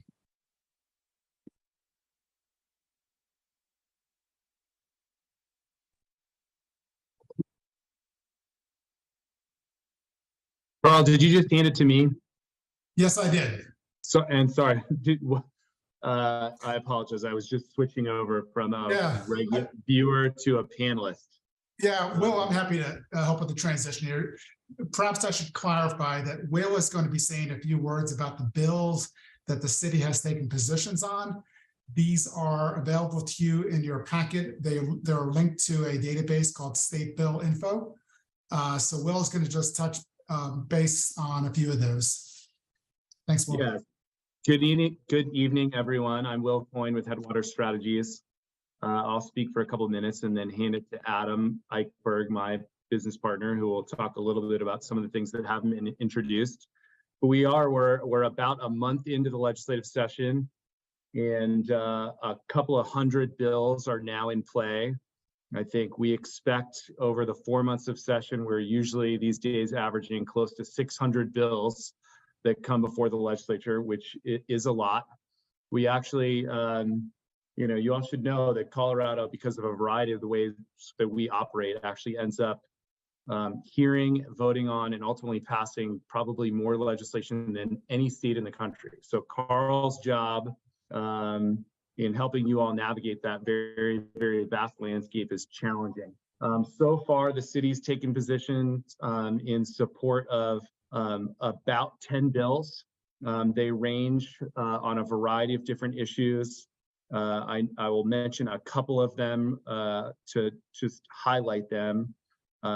One is actually Representative Joseph's bill dealing with warranties on home appliances to make sure that when you replace your furnace, you can also use a electric heat pump to get credit for that through your warranty. We are also supporting the bill that will deal with rent control. That will be certainly a hot topic that comes up in the legislature. That's House Bill 1115. There are a couple of bills dealing with wildfires that have come forward. There's also a bill, House Bill 1057, that is going to require gender neutral bathrooms in public buildings in the future. That will be up in the next week or so. And then another bill that will make community solar gardens more accessible by making the credits that are provided to the members of those solar gardens more manageable from a cash flow perspective. So first 10 bills that we're supporting. I imagine there will be many, many more to come. And why don't I pass it to Adam to talk about some of the things that are kind of out in the future. Great. Thanks, Will. Nice to see you all virtually. Carl asked me to talk a little bit about the stuff that hasn't been introduced yet. So I'm going to use my magic crystal ball and tell you the things that we think are coming. If some of them don't come, don't hold it against us because, you know, we don't really know. But this is what we have a pretty good sense of what's coming. There is going to be a package of bills around reproductive choice, both affirming that the law is as the law is in Colorado, providing some protections for providers who provide services in other states, and also allowing sort of protections for providers for gender affirming care. We expect there will be 3 bills in that package, and we think that they're coming, they're imminent. The legislature is also considering a package of gun violence prevention bills. I know we've talked about this a lot over the years, but the package should be anywhere between 4 and 6 bills. There are a lot of things on that list, including a waiting period, raising the age to 21 to purchase all guns. Federal law right now has, and state law has the requirement you could buy a long gun at 18, but you have to wait till you're 21 to buy a handgun. It would raise essentially the requirement for long guns to 21. There is a bill being considered to create a permit to sell, essentially state dealer licensing. Right now, gun stores need nothing other than a sales tax permit from the state to open. So there's some look into that. There's obviously a conversation, a very robust conversation going on around an assault weapons bill. There is a conversation going on around a bill that would change the availability of the civil justice system to people who are harmed through gun violence. There's a family who lost their daughter in the Aurora shooting who attempted to sue both the gun store and the manufacturer and ended up losing their home because of some very old state law around it. So there's a lot going on there. We expect that package will be released in the next 2 to 3 weeks. And I'm not sure it will all be at once, but I think a lot is coming there. The city is also working on a few bills related to vehicle environmental pollution. The Senate president had a great meeting with Carl and a couple other cities to talk about a bill that is probably just at the time was starting with just noise pollution, but I think will be hopefully expanded to include both vehicle pollution and dealing with some of the issues around mobile testing and other things. There's a bill around air pollution permitting. There's a bill about giving more control to get in compliance with the SIP.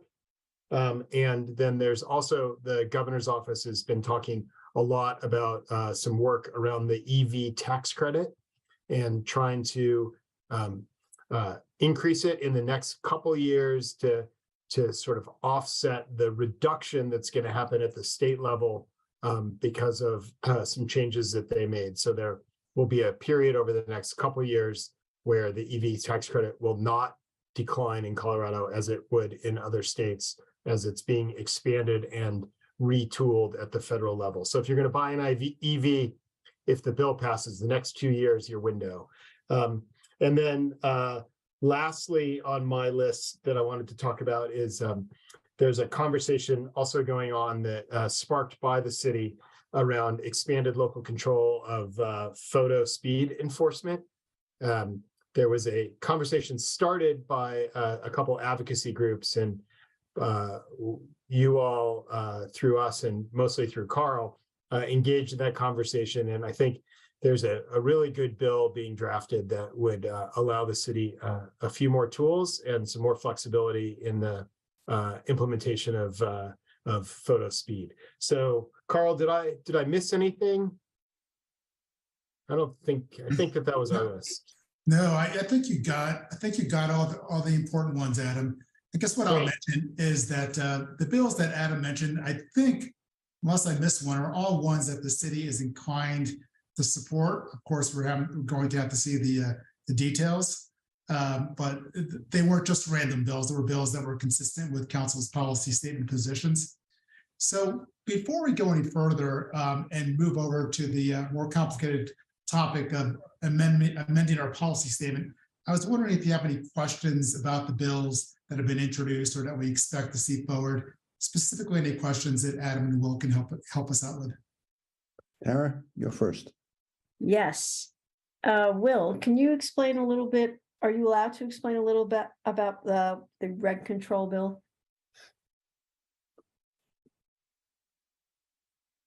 Yeah, I mean, anything particular? Are you interested in the policy or the politics? Just a little bit of detail, that's all. Yeah, so it's a bill that would empower local governments to have the ability to do rent control. I think it's not had its first hearing yet in the House.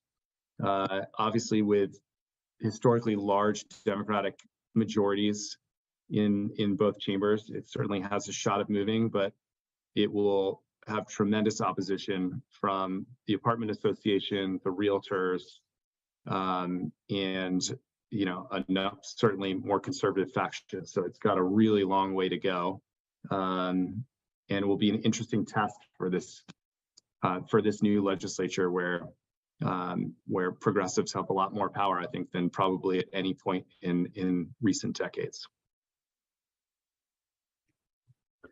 I think you're next, Nicole.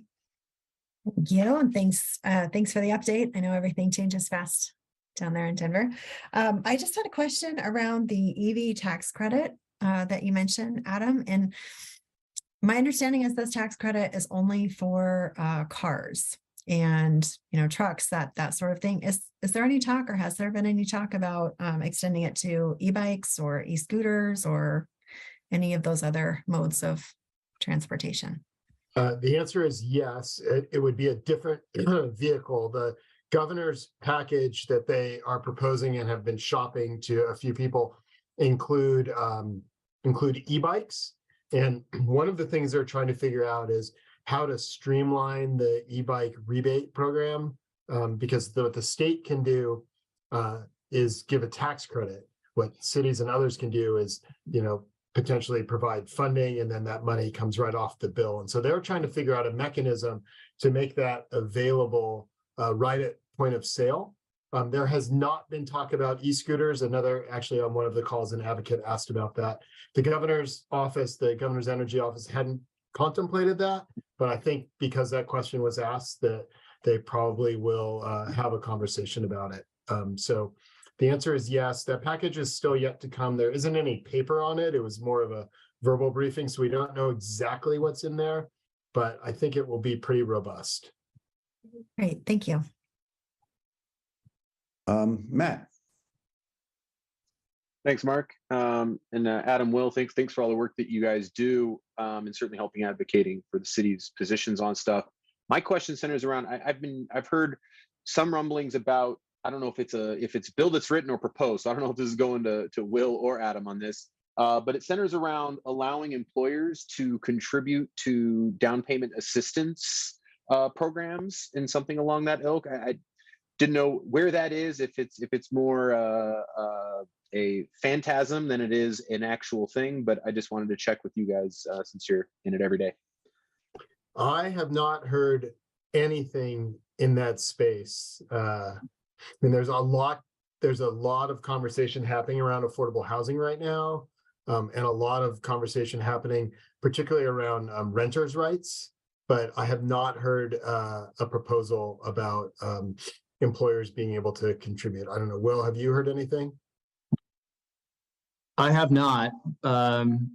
And Carl, jump in if you have, but I think we'll tell you what we tell people all the time with 600 bills and all the related ideas around it. We can find out and we can get back to you, because you're right. There certainly are so many ideas in this space, and we can figure out whether that's a real thing and let you know. I appreciate it. I mean, you don't have to bend your back over it. The only reason I asked just because we're the voters passed, and we'll be discussing our own down payment assistance program here in short order. So if there were such a thing, there obvious synergies would be connected to our own policies in that capacity. So, but I appreciate you sort of putting your ears to the tracks on that. Sure thing. Seeing no others, Carl, do you require Adam and Will to remain here during your presentation? I don't require them, but it would be great if they would, because we are going to continue talking about legislation, so there may very well be some questions. So thank you, Adam and Will. And if it's okay now, Mayor Pro Tem, I'm going to share my screen and begin a PowerPoint presentation.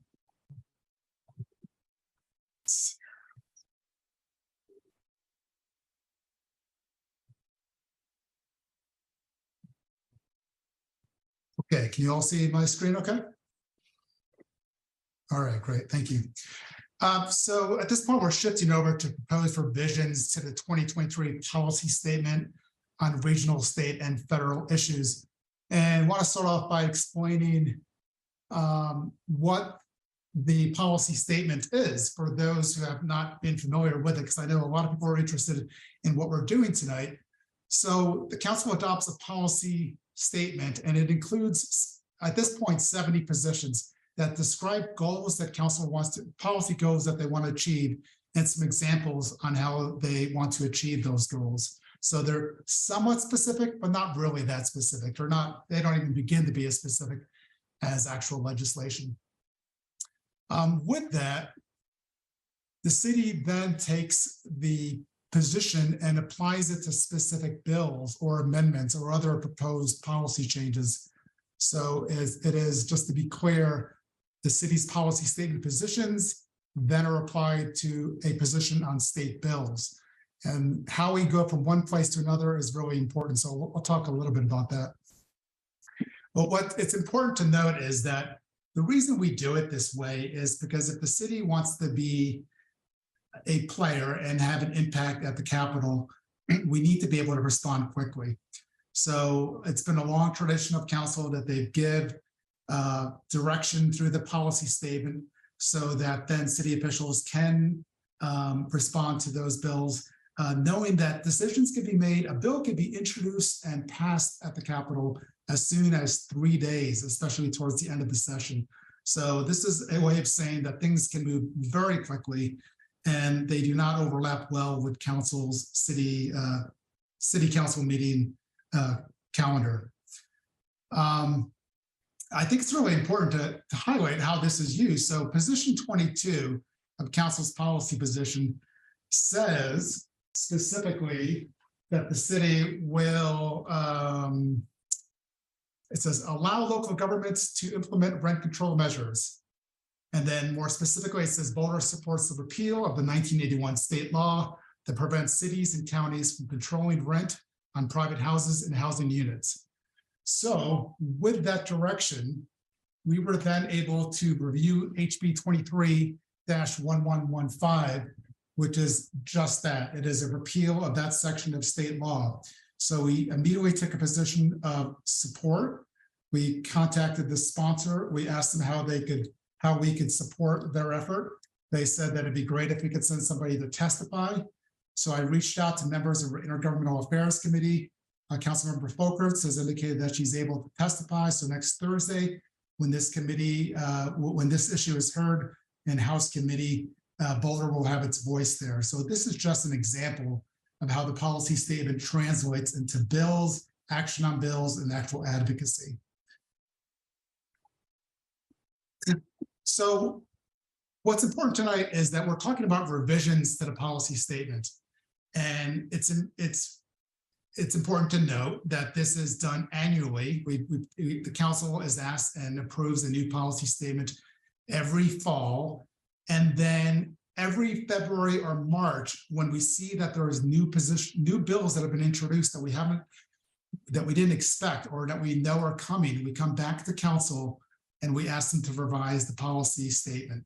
So what's happening tonight is entirely routine from a procedural perspective. What's different is the substance is one that is of great interest to our community. So more specifically, the Intergovernmental Affairs Committee met on February 2nd and made 2 recommendations pertaining to position 23, which relates to land use, and position 24, which relates to homelessness. So these are 2 positions that are already in our policy statement. I'm going to break each one down one by one. So the first one is position 22. This is what you're seeing on your screen is the language that currently exists. It essentially is focusing on incentives to encourage land use policies that reduce greenhouse gases and discourage unnecessary single occupancy vehicles. So they focuses on climate, focuses on transportation sustainability. The committee is recommending changes. What you have here is a bunch of words that will be very difficult to digest for most people. So I want to walk through the important components. First of all, we have the goal that council is trying to reach, and I will read that. It's the support of limited state involvement in land use matters that furthers the city's housing affordability, transportation, climate, and equity goals. We then go on to say that we expect legislation to be introduced, and this is very much the case. This is perhaps the most important priority of the governor's tenure as governor, and we expect that he and his administration are going to go full force in working on these issues. So we know there are bills coming forward, so that's the reason we're getting involved here, or we're proposing to get involved anyway. We then explained that the notion of ceding local control is usually anathema to cities. Cities, of course, know that we have the closest connection with our community. We are best situated to address our community's concerns. One size cannot fit all. And you've all heard those messages, and they're very much true. And by and large, that is the default policy principle that we have. That being the case, it's important to know that we do, and this council in particular has taken positions to yield a portion of local control for issues that cross governmental boundaries and that cannot be addressed alone. So the best example of this, although we've taken positions on several bills over the years where we ceded a portion of local control, but the most recent one was Boulder was actively involved in supporting a bill that was introduced and passed last session that created a minimum standard for energy codes, for building energy codes. So with that, Boulder was recognizing that it's great for us to have stringent energy codes, but our goal is greenhouse gas reduction, and the only way we can get there is if we get the rest of the cities to go along with us. So that is an example of where we see it. So this part of the position is suggesting that, well, actually the previous one already then made the argument that housing affordability is an example of goals, and not just housing affordability, but the the climate action, the transit sustainability, the equity interest that can come along with compact development and with housing affordability are examples of issues where the city may be willing to cede a portion of local control.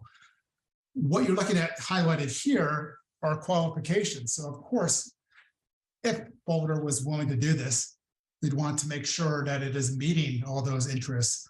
And so we have a bunch of qualifications. So for example, it has to be narrowly targeted to further the goals of the comp plan. It has to take into account the different range of land use priorities throughout the state. It has to allow for flexibility in implementation. And it has to allow for local governments that already meet minimum state standards to be exempted. So that there's, if the city is already doing its part, it should not require the additional state oversight. So these are qualifications. I know there's questions about, how do you interpret these? I'm happy to have these revised as you'd like to, but these are examples of tools that we think would be helpful to analyze an actual bill. And then that is what I'm shifting to now, which is, as with all of our positions, we give some examples of the kinds of methods that we would be willing to consider. And it is important to note that the way this is written, we don't guarantee anything. It doesn't guarantee or give a blank check to the state that we will support bills merely because they address accessory dwelling units or because they encourage or require multiplexes. It gives them as examples of categories, as buckets of issues that we know that the governor is interested in working on. And because of that, we are proposing, the committee is proposing, that we take a position conceptually support of these with qualifications, and of course, with further review of the details. So, I struggle tonight to make sure that I'm balanced as a professional staff member, not to make too many arguments in favor of what your committee has recommended to you, but I do think it's important to make some arguments. And so the first argument in favor of it is that this may in fact represent and reflect the will of the city council. I will say that, of course, if we pass this position, it would give the city direction to actually advocate and lobby on these bills. And even putting that aside, just making this public statement, I think we would be the first city to make a public statement conceptually supporting what these buckets of bills that I just discussed. Even that, I think, would be meaningful in terms of the support that it would give for the advocates. Probably the most convincing argument that I can give you why we'd want to do this is because it's likely to happen. And right now, municipal governments and Boulder are not at the table. We're not involved in the drafting. And if the city wants to have influence and being able to affect the language of the bill, one of the best ways to do is to communicate to the governor's office, to the sponsors at the legislature, that we are conceptually on board, but we need to make sure that our interests are protected. So that is the pros. Just as importantly, though, I think it's important to give you some of the cons. It has been said so, quite often, of course, that one size may not fit all. And that's clearly the case with zoning, where every city has dramatically different zoning codes. The challenge would be, how can you make some standards that would apply to all cities, even if you broke it down by, urban versus rural. So definitely a challenge in how this could actually come about. It also would be difficult to translate council's position, if council was to support the position that's been proposed, to a specific bill or specific bills. I mean, frankly, I think there's enough division that I've seen early on this that we'd want to be very careful not to go beyond council's specific desire on a bill. And lastly, an argument that I heard from one council member, and I think it's a very wise one, is that legislatures change. And while our values may be reflected by the governor's office and the majority at the Capitol now, if we were to cede some local control, once seated, it's difficult to regain, and it's certainly difficult to defend from overreach. So I wanted to give you those as pros and cons.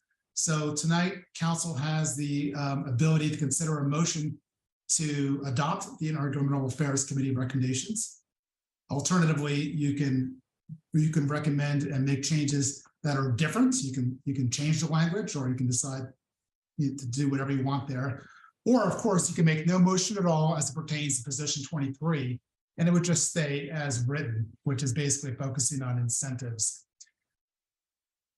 The next position is the one on homelessness. And I want to be very careful as I discuss this one, because I think there's been some misunderstanding. So what you see highlighted is the current language that is in the policy statement. A little bit of background. There have been bills introduced in recent years that would say local governments cannot ban camping in public spaces. They've said other things, but that has been the core of it. So we, for probably 7 years, have had a position in the policy statement that says, no, we oppose that. We would oppose any attempt to take away our local control on an issue like this, on banning camping in public spaces. So in the meeting of council, when they considered a policy statement in November, a suggestion was made that the Intergovernmental Affairs Committee consider striking this language or revising it. So the committee considered it. And actually, I probably am jumping the gun here because there's another important piece of history. First of all, I want to clarify that what you have here is actually a triple negative, and it's probably as confusing as it gets to understand. So I am proposing a non-substantive revision to read this way. It basically reads, preserve authority for local governments to ban camping in public spaces. This is essentially a rewrite of what is already in the policy statement. I want to highlight a little bit of history. Example A here, support minimum requirements for local governments to combat homelessness. That was added, I think, about 2 years ago. So, we went from saying, state, don't tell us what we can and can't do as far as camping in public spaces, to adding a position a couple of years ago that says, but we can see how the state might want to consider minimum requirements for local governments to combat homelessness. So with that as the history, we then go forward to what was recommended by the Intergovernmental Affairs Committee, and that is reflected in red. So what they have done is taken the position that exists of 23B in black, and they added the proposed, the red language. So it would read, preserve authority for local governments that meet the above requirements. So basically it's tying it into the governments that meet minimum requirements for combating homelessness. Those governments should not have their ability to ban camping in public spaces be denied. So it is a qualified position. I'm sure there's going to be more questions about it, but I'll move on here. Arguments for this, it may reflect the will of the council, we'll find out. It may encourage other local governments to increase services for the homeless. And by doing so, it may take pressure off of Boulder. I think we want to make sure, we have a lot of regional neighbors that are doing a lot, but there's also some that are not. And that is certainly something that has been challenging for the city. I think we are, if not the first, number 1 or 2 in terms of cities that provide homeless services in terms of the amount of money we spend per capita. Arguments why we might not want to consider this. One argument is I do not know that any legislation will be coming up on this matter. I'll leave it at that. I also mentioned it's difficult to interpret what are minimum requirements for homeless services. Minimum could be minimum, so I guess that could be just about anything, but it is certainly subject to a variety of interpretation. And depending on how minimum requirements is interpreted, it could lead to requiring local governments, even theoretically Boulder, to allow unsanctioned camping in public spaces. Of course, we're talking about a worst case scenario because this assumes that we were to support a bill that went against our direct interests, but nonetheless, those are cons that I wanted to identify. So I think that each one of these changes should be considered separately because I think council may very well have different views on these. So the motion language that I ask you to consider is adopting the recommendations for position 24 as recommended by Council's Intergovernmental Affairs Committee, adopting it with some changes as you may otherwise agree to, or making no motion and allowing position 24 to stay as written. So back to the issue of how do we apply these positions? So, is it a blank check from council? Do you write a policy statement and then lose all control over how it's interpreted by me or by our lobbyists? And the answer is no. First of all, that is my job is to be very conservative in interpreting the language given by council, and especially when I know there's controversy on council or there's less than a majority, I'm especially careful to make sure that only a bill that is, very closely aligned with what I understand council to have directed would be something that we would support. And then in those cases, I would normally convey a position of support or oppose or amend. And even then I would communicate it to council immediately. And then I would let them you all would have an opportunity to call it up, and you could say, no, Carl, you misinterpreted us, change that position immediately. And there's always that possibility, certainly a mistake that I would try to avoid, but that's one of the possibilities. In this case, with these two positions, I already can tell that there is enough contention in the community about these, that I would take any analysis of any bill or amendment that is introduced to the Intergovernmental Affairs Committee for their review. There are 4 members on that committee, and with that, I think there's a lot greater chance that they would understand what in fact is a correct interpretation of council direction. What's important to note is the Intergovernmental Affairs Committee can be convened a lot more frequently than we can get on council's calendar. So there is the ability to be more nimble, and that is one of the reasons that the council created council's Intergovernmental Affairs Committee, is to allow us to take positions on bills where it's not clear exactly where the city should stand. So with that, I will conclude my presentation. I will note that we do have Brad Mueller, Director of Planning, and Kurt Fernhaber, Director of Housing and Human Services here, available for questions. But I also encourage you to ask questions of your own committee members, either now or after the council presentation, the public hearing, because they very much have a lot to say about these recommendations. Let me stop sharing now. Well, we already have some questions, so let's go right at it. All right. Bob, you're up first, then Nicole, then Matt. Thanks, Mark. Thanks, Carl. Carl, just one correction and one question. I think you've confused a lot of people because you interchanged 22, 23, and 24. So let's just make sure that we're all on the same page here. I think 22 is the housing one, right? And yeah, so to be entirely clear. Yeah, but your slides started talking about 22. Oh, okay, well. Yeah. Not good, not good. Yeah, so to be clear, 22 is the land use one, 23 is the homelessness one. Yeah. My apologies, council member. Yeah, no, that's why I just want to make sure that our audience is watching. I think we know which ones we're talking about, but we might confuse a few people. Then a question for you. I know you've been doing this for a long time, Carl. You mentioned that if a bill comes up on an issue and you're a little unclear what the position of council is or whether it's consistent or inconsistent with policy statement, that you, while you might not always be able to get council together, you convene the Intergovernmental Affairs Committee. So that's great. And I've seen that happen over the 7 years I've been on council, and you've been here even longer than that. What happens when you have a situation, which we may very well on some of these, we'll know in a couple hours, where you have a majority and a minority view on council? Let's say you have a 6-3 or 5-4 vote on something, but none of the people in the minority are in the Intergovernmental Affairs Committee. How are you going to check to see what those people think? And I get the fact that they might be opposed, and that's fine, but there may be some nuance to that opposition, and maybe they're okay with what's actually submitted.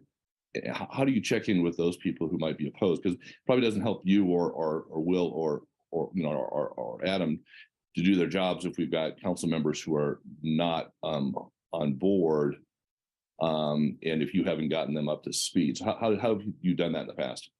Well, really important topic that you bring up. And first and foremost, it's very rare that we have amended the policy statement to have less than unanimous, or maybe an 8 to 1. So this is definitely a rare circumstance where we might not land there. So I don't really have an example of how I've done it in the past, but what I can tell you, and let me know if you think this makes sense. But if 3 members said absolutely not under no scenario, or qualified no, whatever it may be, I would take that for what it's worth. And then if there is, let's say, 6 members that supported it, I think not only would I go to the Intergovernmental Affairs Committee, but I would be asking the committee, do you think that this reflects the will of the majority of council? It's up to you to know your colleagues and your colleagues' positions. And, I can only take it so far, but I can say that my tendency, if there is any doubt, would be to go to neutral. Even if that means that we're working with a sponsor, they've counted on our support.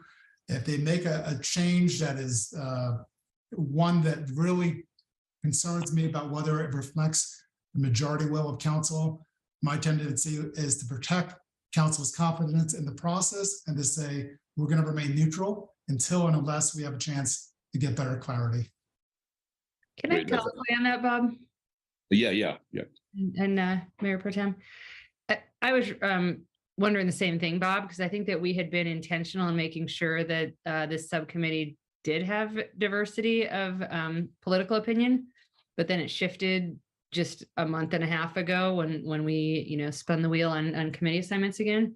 So we did lose some perspective, I think. And you and I, Bob, had previously been on an IGA subcommittee and we got off because it was too difficult to schedule meetings, remember? So I'm just wondering, can we add, does anybody want to join? Can we do that? Is that, or can we invite people to these subcommittee meetings if they're interested in bringing other viewpoints? I don't know if that's possible, Carl or Sandra, if anyone can answer that, but if council is interested, that might be one way to address Bob's point. Yeah, it's a really good suggestion. First of all, a diversity of political ideology would certainly be ideal. It's up to council to decide what the makeup is. We already have 4 members, so I know council doesn't have any interest in allowing it to a committee that would have a quorum. So I imagine that would be an issue. So I suppose that will leave the alternative for council to consider the representation that it sends to the committee. Nicole, your questions. Nicole? Yeah, well, sorry, I was caught because I was going to colloquy on that.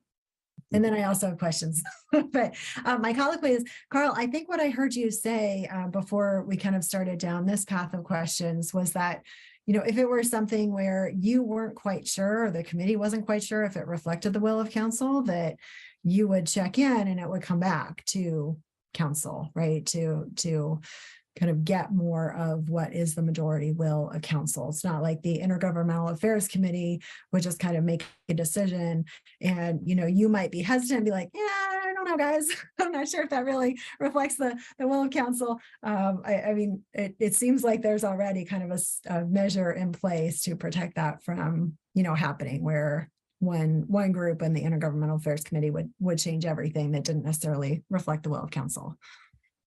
Yeah, that's exactly correct. I will note, though, that by bringing it back to the full council, that probably means we're not going to be part of that particular conversation, because by the time it gets there, the decision will have been made. But nonetheless, that theoretically is possible, and that would be the default, either to just stay neutral or to seek a full council direction.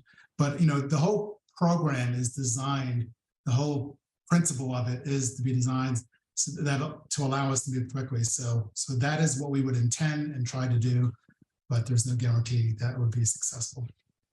Sure, thank you. I mean, it feels like that's kind of like with all the work we do in the city, right? We set policy, and if it's people, staff interpret it and act on it, and if it turns out that's not right, then we come back and we have a conversation about it. So I had moving on to my questions around the number 22 and the changes there. I think what I heard you said, and I just wanted to kind of confirm this, is that if there are things being proposed that we're already doing, it doesn't really affect us in that regard. Is that right? I was thinking about, specifically, we're working on some ADU changes and things right now. So if something were to come in at the state level that was analogous to what we're already doing locally, that wouldn't really affect what we're already doing. Is that right? That's correct. And the energy code is an example of that, of just that scenario where the newly mandated energy code, we actually exceeded as it already is. So that could very well be the case. Okay, thank you. Yeah, the analogy that was coming to mind for me was the plastic bag fee that, we didn't have to do a whole lot because we were already doing it once the state law passed. And then I just had some clarification questions. I think just you touched on this a little bit, and I just want to be crystal clear on this for the community because it seemed like there was some real concern about this. The changes that we are talking about for number 23, that will those changes impact our camping ban right now? Like, is there anything that in those changes that would have an impact right now on the camping ban we have in place? So the direction that would be provided if the Council Intergovernmental Affairs Committee recommendations were adopted, what they could result in is the city supporting a bill that does just what's said here, which is, if you're a city that doesn't meet minimum requirements, then we can prohibit you from allowing camping. Then the question would be, do we meet minimum standards? One thing I could tell you is by taking a position on this, this would allow us to be involved in that discussion. And it would make, in my opinion, absolutely no sense for the city that may be the number one in terms of homeless services per capita to not be defined as meeting minimum requirements. But yeah, obviously the devil's in the details, and the idea is that by taking this position, we would be able to be at the table and ensure that. Yeah, which seems like it's just kind of for any policy position we take. If we have a policy position, then we get to be part of the work to create the bill, to craft the bill, to make it adapt to our community's needs. Great. And then we have that one too, Nicole. Just a quick clarification. So in that we don't know what these minimum standards are, Carl, under the sort of process that you've laid out, if the state cooked up some, minimum requirements that we strongly dislike as a city, what would happen?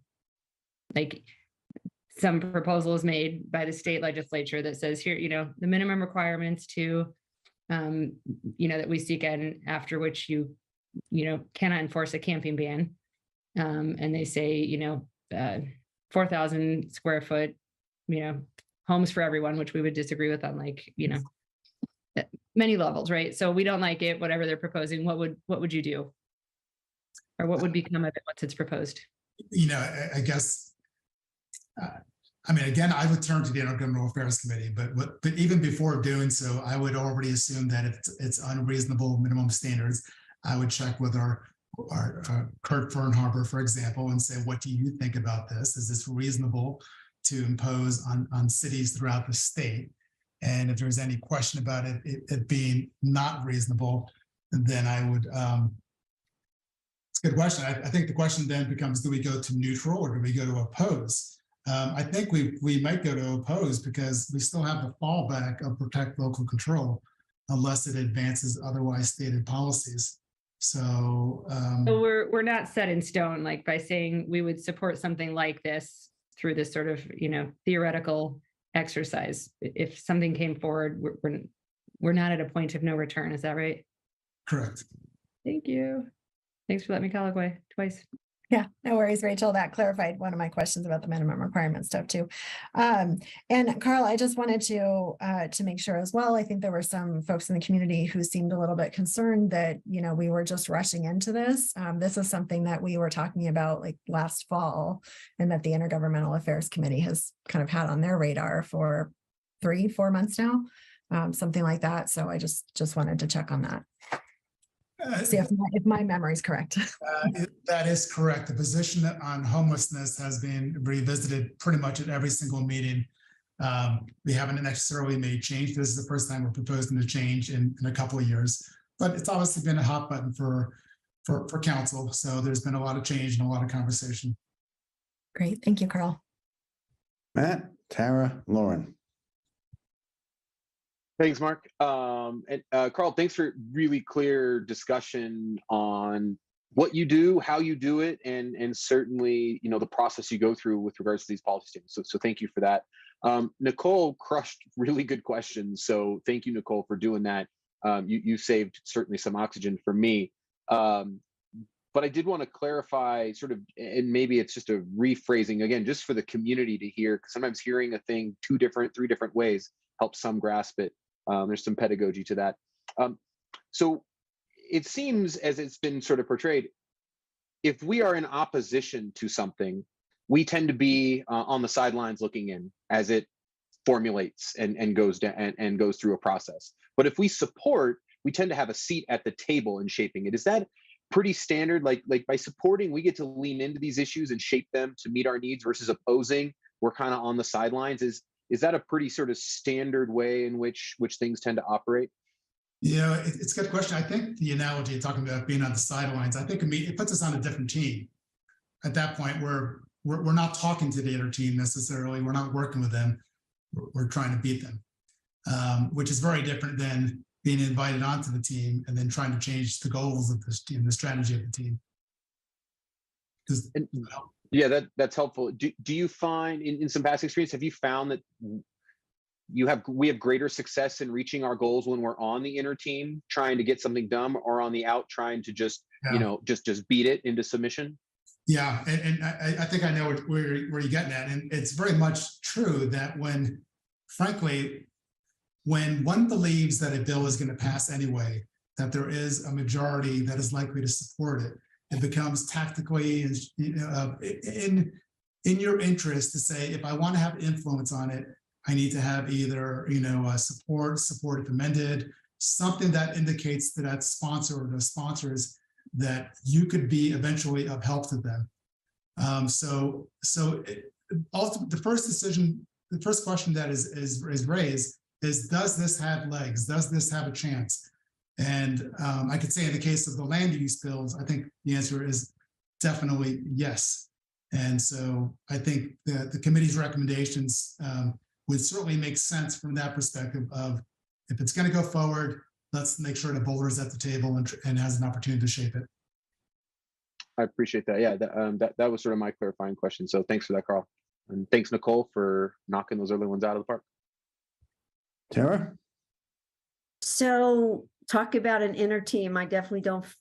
I have to say that I don't feel part of the inner team of the intergovernmental agency. Let's just put it that way. So my question is I would like to talk about what Rachel did, whether we think it is, I guess, fair for the intergovernmental subcommittee to not have one point of view on it in particular, and whether we should change that. I know, for instance, Lauren and I work very well on our subcommittee. Sometimes we look at things differently, but I think without hearing that third side, let's say there are 3 sides, you've already made a lot of decisions without us. So it's not like you come along, you said, oh, what do you think of this? What do you think of that? You've already come to the point where you're saying, this is what we decided. Are you in or are you not in? So I don't feel part of that conversation. I can't really speak for anyone else, but I know that I don't. So I am asking if we could possibly change the makeup of the intergovernmental subcommittee. I know that's asking a lot, but I didn't want to bring it up. Yeah, I think it's colloquy one more time. You can have my spot, Tara. We can just all say thumbs up to that, then mission accomplished.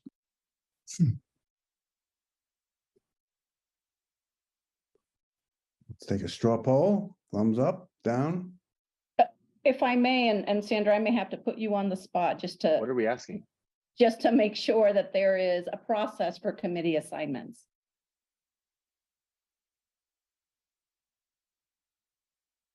Yeah, thank you. We should definitely follow a process. The matter under consideration has nothing to do with who's on what committee. And I think that maybe we need to take a step back. Well, let's take a step back. First Lauren, then Aaron. Thank you, Mark. Carl, you had mentioned that specifically the issue of ceding some local control could be fraught in the future if things were to that it's sort of hard to reel back. I was wondering if you had any thoughts in particular to this item related to what kinds of things we might consider in terms of future possible outcomes or types of zoning overreach that we might be concerned about. You know, I don't know if I'm in a position to speculate. I think I might get myself in trouble, not because, you know, I'm saying something inappropriate, but just because I don't know the answer to that. I think, you know, your guess is as good as mine at what a bad legislature could do. Of course, you know, it doesn't mean that we wouldn't be able to oppose it and oppose it successfully. And that, you know, the Colorado Municipal League, who stands for local control above all else, even they see local control on some issues where they recognize the need for state interest. But we still have a membership in an organization, Colorado Municipal League, that stands for making sure that the state does not engage in overreach.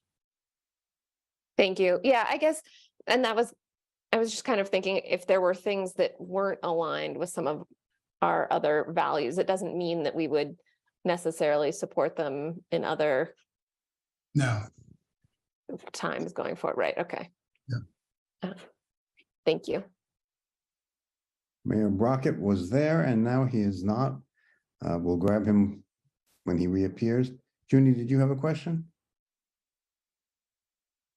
No, I can make a comment. I was just gonna add or ask a question similar to Lauren's comment, and I think Carl alluded to it, how he's done a lot of work stakeholding, not just with himself, but also with the municipal league and having been on the policy committee at the municipal league as well. So I just know based on what I hear today that a lot of the work that Carl has done is well thought of throughout. So yeah, thank you. Okay.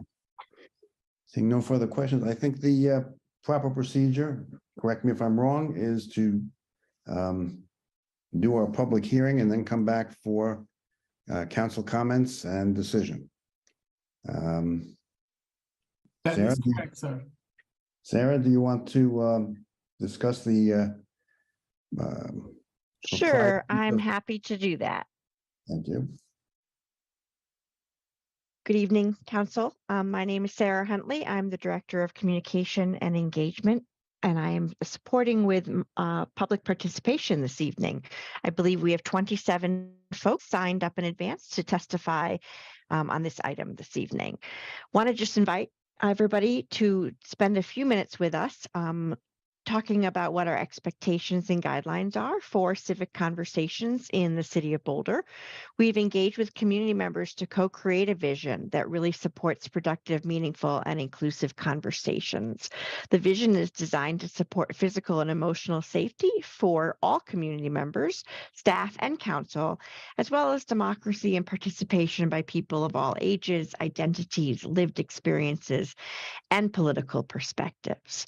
There's more information about this vision and the engagement process we went through on our website. Next slide, please.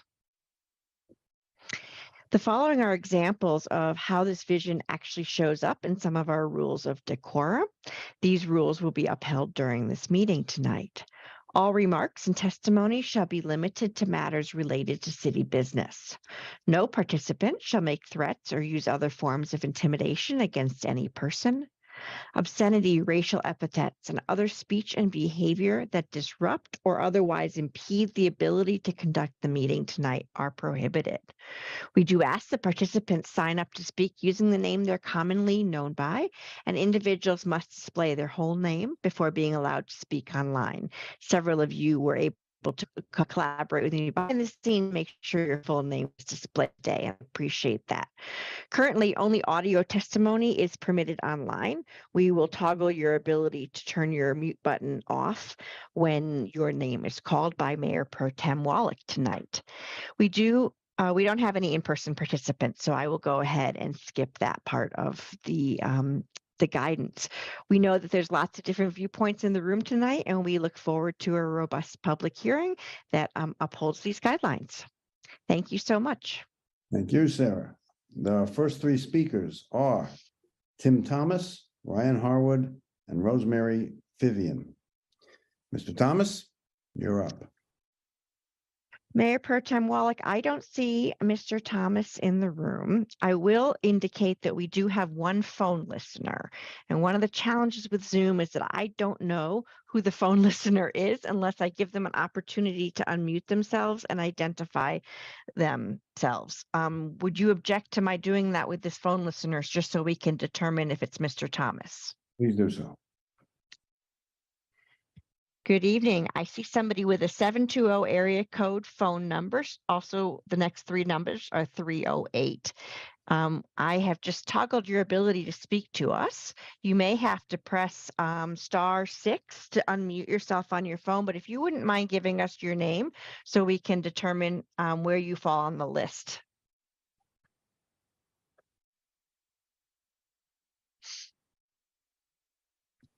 Again, if you're calling in this evening, 720-308 are the first few digits in this number.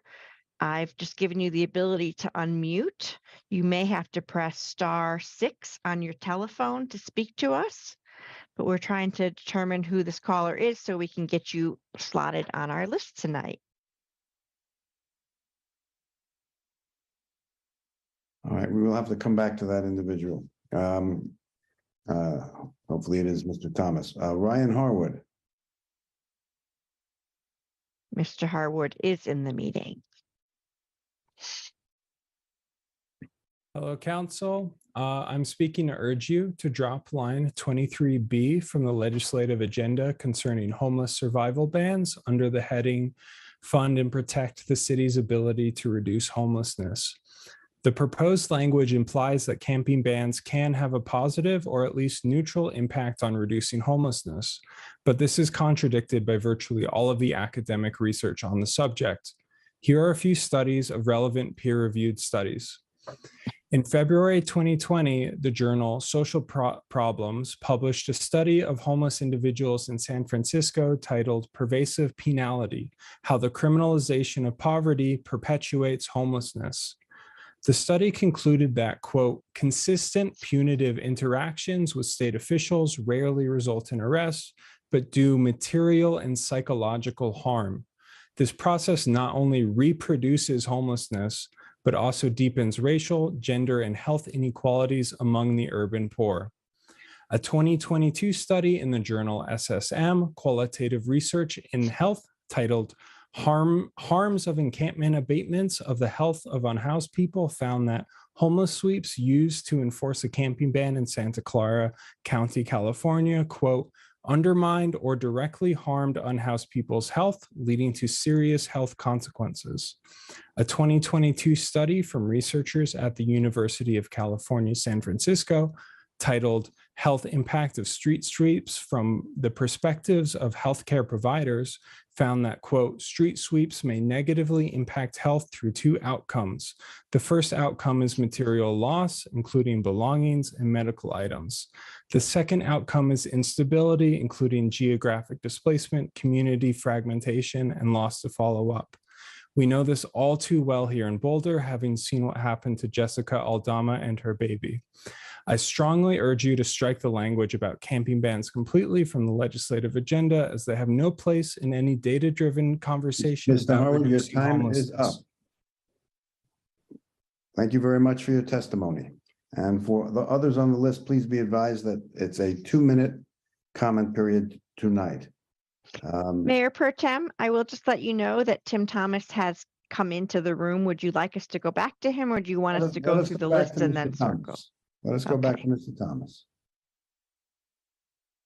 Mute. Can you hear me now? Yes. Oh, sorry about that. I was watching on TV and I forgot to go on Zoom. Anywho, I look forward to seeing how quickly BHP will actually put an independent scientifically administered survey completed and presented. Full disclosure, I'm a BHP resident. So this is related to federal law, Title 24, Chapter 9, Part 964. This is related to resident board members on BHP board. I would humbly ask the city to request a change in this federal law, starting with Part 964.410, removing the sentence, direct assistance does not include any state finance housing assistance or Section 8 project-based assistance. I believe someone misspoke before when they said that City Council chooses all 9 board members of BHP. In fact, up until now, BHP boards have included a resident commissioner that is chosen by BHP residents. 8 board members actually go through the City Council boards and commissioners process. The 9th does not. Council chooses 8 and they have affirmed the 9th. Please let BHP's board keep a resident member on board. Of the 37 BHP complexes, only 1 is directly assistant as a public housing. The other people who can be a resident commissioner are those who have tenant-based Section 8 vouchers, whether they live within or without BHP properties. HUD has allowed several of the properties to go from public housing to project-based vouchers, and 25 affordable housing properties may have tenants in it, but they don't necessarily do. So of the 4,000 people, only a small group of people could be made to be resident commissioners on the BHP board. That's all I got to say. Thank you, Mr. Thomas. Sandra, please confirm for me that as this is not open comment, only testimony relating to the subject of our. That's correct. Okay. Yes. All right. Thank you, Mayor Pro Tem. Thank you. All right, we're up to Rosemary Vivian, I'm sorry. Followed by Darren O'Connor. Good evening. I support the effort to update item number 22 to align with the statewide efforts to provide more housing choices and reduce parking requirements in our residential zones. Seeing this change come through soon after hearing the most recent state of the state is so exciting. I see this as a critical moment in Boulder's history, with the potential to be a turning point where we can relax our burdensome local zoning regulations and embrace the changes and all the good that comes with them. We've learned by now that the status quo simply isn't sustainable, and the single-family zoning laws of the past were sadly designed to keep people out. I'm hopeful that Boulder can be a big part of the statewide effort to overturn this, to create a better future, and to make the monoculture of single-family residential zoning a thing of the past. We have a lot of very smart elected officials and other community leaders working locally and statewide who can help lead the way to attaining the governor's vision of a Colorado for all. I hope we can listen to what they have to say and take action. Recalling that Governor Polis recently won the election by over 80% in Boulder County, it's likely that these efforts to address the housing crisis will be very popular with the majority of local voters. Change is healthy, and it's a big part of what makes our cities fun and wonderful places to live. This is what progress is all about, looking forward to and working towards a better future. A big thank you to all of you and all of those involved in drafting and supporting these changes. Good night. Thank you. Up next, we have Darren O'Connor.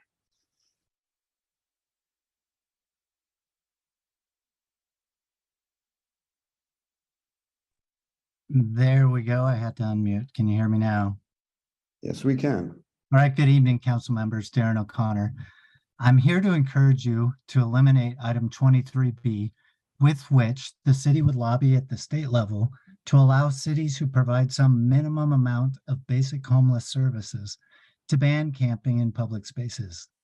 At least that's one interpretation, because combating homelessness is incredibly vague in 23A. For some in Boulder, using a fire hose against unhoused neighbors would equal combating homelessness. You may be surprised to learn I do not believe the solution to homelessness is allowing people to camp any and everywhere, Some of you, like Councilmember Yates, even shared when you ran for your council seat that we have over 80 parks and that we should be able to accommodate some camping sites for people experiencing homelessness. Yet we still have not one such space. And just as much as I agree camping any and everywhere is not a solution, neither is Boulder's camping ban that killed Jessica Aldama and her baby. Boulder has increased law enforcement dedicated to enforcing the camping ban, and in 2021, the bar for due process was lowered so that police could take people's tents in public spaces with next to no notice. Walk outside council chambers tonight, a few blocks in any direction, and you'll see how ineffective the increased reliance on enforcement of camping and shelter bans has been. The evidence is in front of your very faces every week that this does not work. Trying to hide poverty from our community is a failed policy, and it's not a policy Boulder should lobby to become a statewide policy. Please vote no on proposed item 23B, and please clarify item 23A. Thank you. Thank you, Mr. O'Connor. Rebecca Davies is next.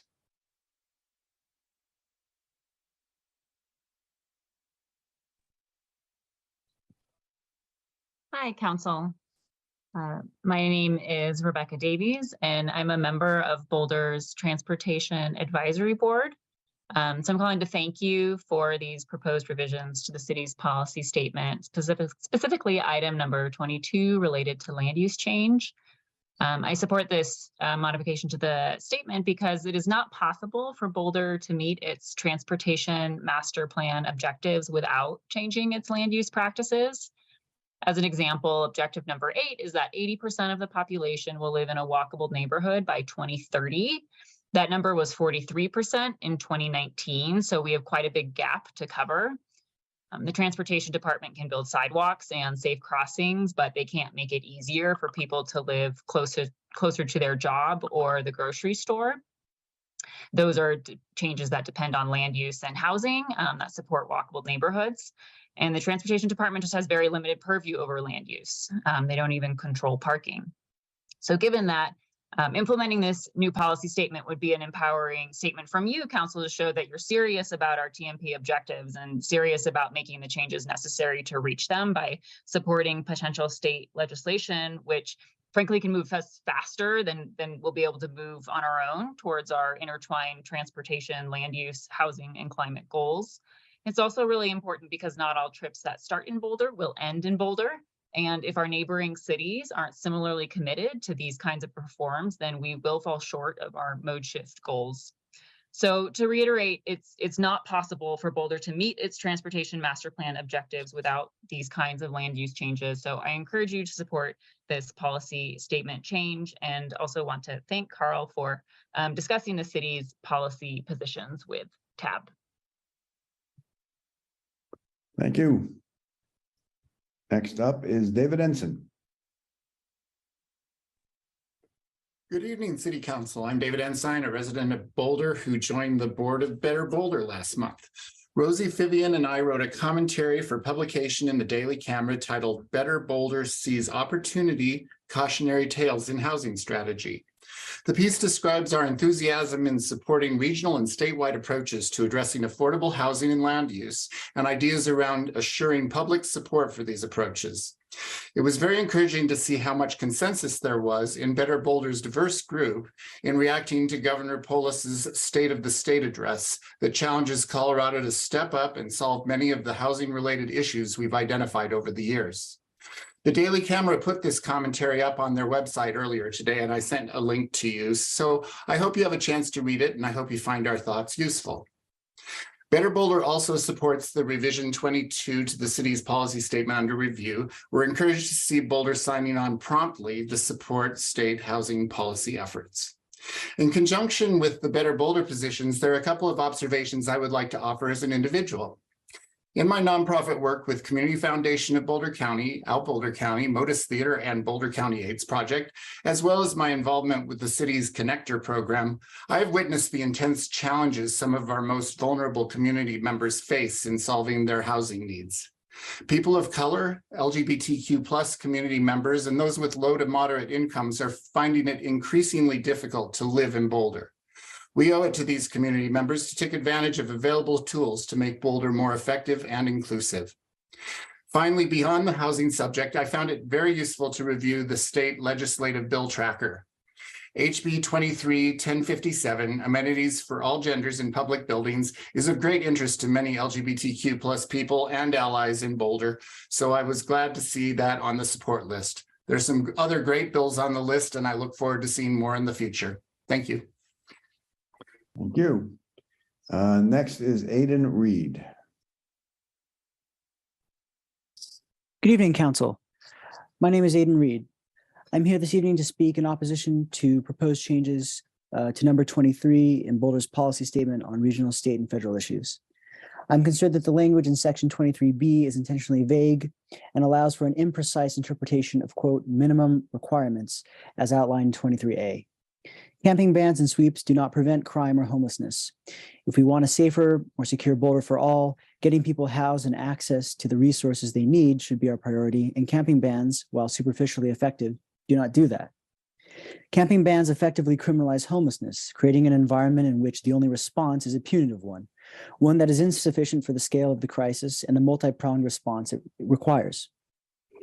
Of the over $5 million Boulder has invested in enforcing the camping ban, those would be better spent on social services and housing supports. No one denies the severity of the homelessness crisis in Boulder. It is unacceptable and untenable, but a punitive carceral response to the crisis will not solve it. It worsens it, merely displacing the unhoused, not actually addressing the conditions that create and exacerbate homelessness, housing insecurity, and crime.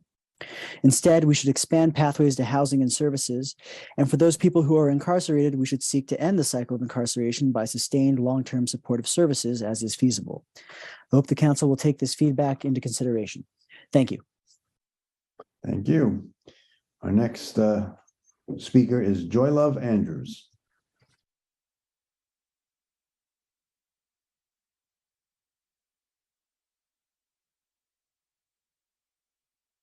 Hi, I'm Joylove Andrews. I am a community tenant leader with National Low Income Housing Coalition. I also do advocacy with Colorado Cross Coalition, Disability Coalition, and I do attend as a constituent and participant the current House sessions and the State Board housing meetings.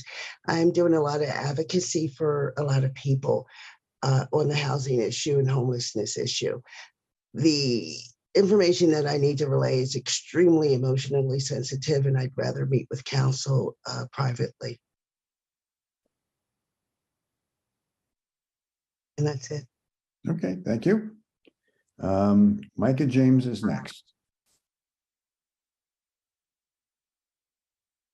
Mark, sorry to interrupt.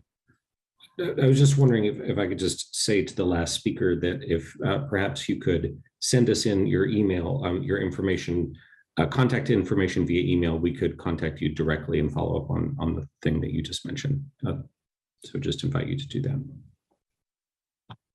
Thank you, Mayor.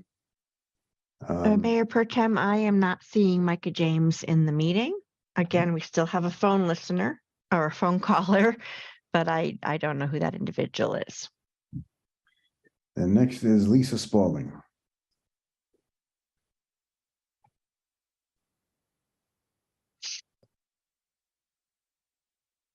Lisa Spaulding. Governor Polis's focus on creating more housing in his State of the State address did not mention whether new housing would be required to be affordable or would be market-based. But Colorado Municipal League staff expect his policy package to center on, quote, adding more units into the market through preemption of local zoning and local land use ordinances, paving the way for developers to have a greater say in how our communities are developed. Statewide mandates can adversely affect both Boulder and other communities. Gentrification, which pushes out minority communities and people with limited incomes, is the most widely decried adverse effect of mandated market-driven development. The amendment to position 22 would commit the city to supporting 4 smart growth policy principles from a list presented to Governor Polis. The smart growth approach gives short shrift to affordability requirements, relying instead on the idea that more housing automatically ensures affordability. We know that model does not work in Boulder because our housing market is inelastic. It could also place undue burdens on communities less affluent than our own. Ceding local control over land use to state mandates in order to increase housing stock ignores constantly changing real estate markets, differing land and infrastructure costs, and profit margins, and the local labor supply, none of which state or local governments can control. We all share the goal of increasing the stock of affordable housing, but 70% of Colorado's population live in home rural municipalities. Local control provides legislators with feedback on how proposals will affect local communities, allowing them to write more effective laws that people will support. Please consider the merits of preserving local control over land use and working through it to achieve our housing goals before voting on this amendment. Thank you. Thank you, Lisa. Kurt Nordback is next.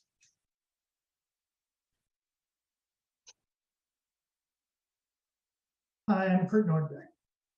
Modern land use planning began 100 or so years ago. In that time, zoning power, which constitutionally rests with the states as a police power, has almost exclusively been delegated to the cities. That worked fine for a long time. But in that century, land use restrictions, especially on more affordable forms of housing, became vastly more stringent and arcane. Today, partly as a result of increasingly restrictive local zoning, we have a full-blown national housing crisis, a crisis that is particularly severe in Colorado. What was once an isolated problem now extends from Craig to Cortez, from Rocky Ford to Fort Morgan. It's in cities large and small, resort spots to ag centers, everywhere on the Front Range, and certainly in the Boulder area. It's hurting people, hurting our economy, and hurting our environment. Our each city for itself approach is not working. Boulder has made some progress in allowing more and more affordable housing, but we need to go further.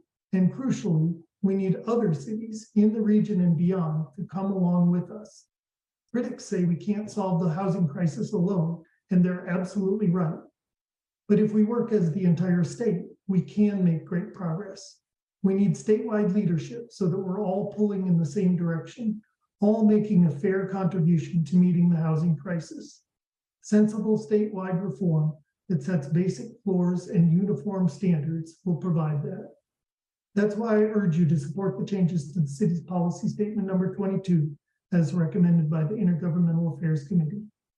If we can all work together to address the housing crisis, that will be good for the state and good for Boulder. Thank you. Thank you, Kurt. Emily Reynolds. Good evening, Council. Was it under cover of nightfall that you decided to propose taking away Boulder's decision-making power on land use and cede decisions about the camping ban to the state? Perhaps it's poor governance to let the state decide the 2 most important topics of local concern? Or perhaps a bit more than that. I say a new level of sleaze has been attained by the self-proclaimed progressives in our city government. Lauren Folkerts, Nicole Spear, Rachel Friend, Matt Benjamin, Aaron Brockett. I find your behavior in this matter crooked, dishonest, dishonorable, disgraceful, deceitful, double-tongued, deceptive, duplicitous, sleazy, surreptitious, sneaky, stealthy, shameful, shabby, shoddy, two-faced, underhanded, unprincipled, unlawful, and also very bad governance. Even the name of the agenda item is deceptive. Policy statement on regional, state, and federal issues doesn't really indicate that your reckless council is going to officially open the floodgates to drug-addled transient campers by overturning the camping ban. Is the idea to destroy the city, harm businesses and make people suffer? If so, you're succeeding brilliantly. How dare you shove this in our face at the last hour? Less than 2 days notice to the public? Please forget your ill-advised bait and switch on the public and let the state take over so that you can undo the camping ban. How dare you? I mean, really, how dare you? Thank you, Emily. Claudia Thiem is our next speaker. Good evening, council members. My name is Claudia Hansen-Thiem, and I've been following the city's housing, transportation, and land use work for the last 5 years as a part of many different resident groups. Tonight, I'm speaking for myself. Land use legislation requested this year by Governor Paulus presents an opportunity to make significant progress on housing and transportation, and it offers the prospect of a level playing field for municipalities engaging on these issues. Affordability, sprawl, and car dependence are regional problems that require fast and comprehensive action. Maybe it reflects my own shortcomings as an organizer, but these qualities feel out of reach for our community. My experience tracking land use policy has been one of watching Boulder spin its wheels, or at best tinker and iterate, while best practice moves on. And with every timid decision and half measure, we lock in years of misdirected and suboptimal investment.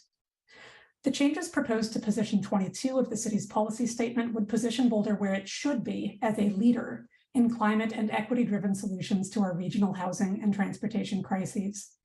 They would allow us to support the kinds of common sense policies other forward-looking municipalities are using to increase housing access and reduce vehicle miles traveled right now. ADUs, plexes, parking reform, neighborhoods that actually support the transit investments we pledged to make. Local control can be of value when we are truly leading on an issue or when there are threats of constraint from an overzealous state. But we know too from history that it is just as often used to defend privilege and stymie progress. Local control is not inherently good or bad. Our legislative agenda shouldn't hinge on this tired slogan, but rather it should support the policy outcomes we need to support equity and quality of life for future generations. There is power in working together and at a larger scale on housing, transportation, and land use. Let's update our legislative agenda to reflect that reality. Thank you. Thank you. Kathleen Hancock is our next speaker.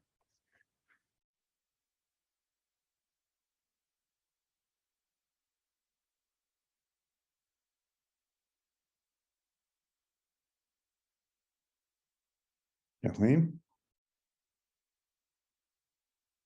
I can see that Ms. Hancock is unmuted, but we're unable to hear her. You may need to adjust your microphone settings, Ms. Hancock.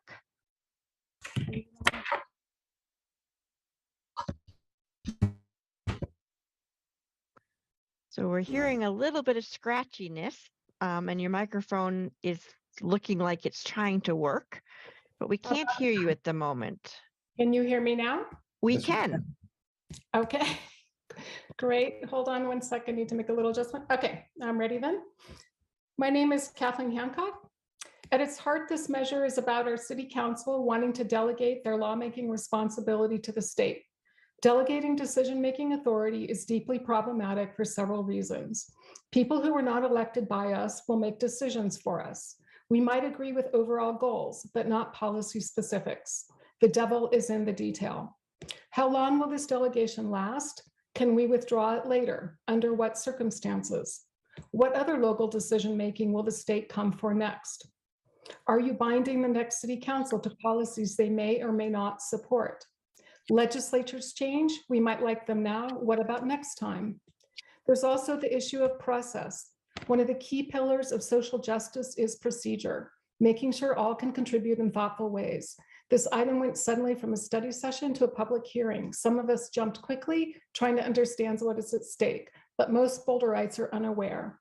Rushing votes undermines democracy. That's not the Boulder way. We're famous, some might say infamous, for our active community engagement. Let's not abandon that in the name of weighing in quickly on legislation that does not even exist.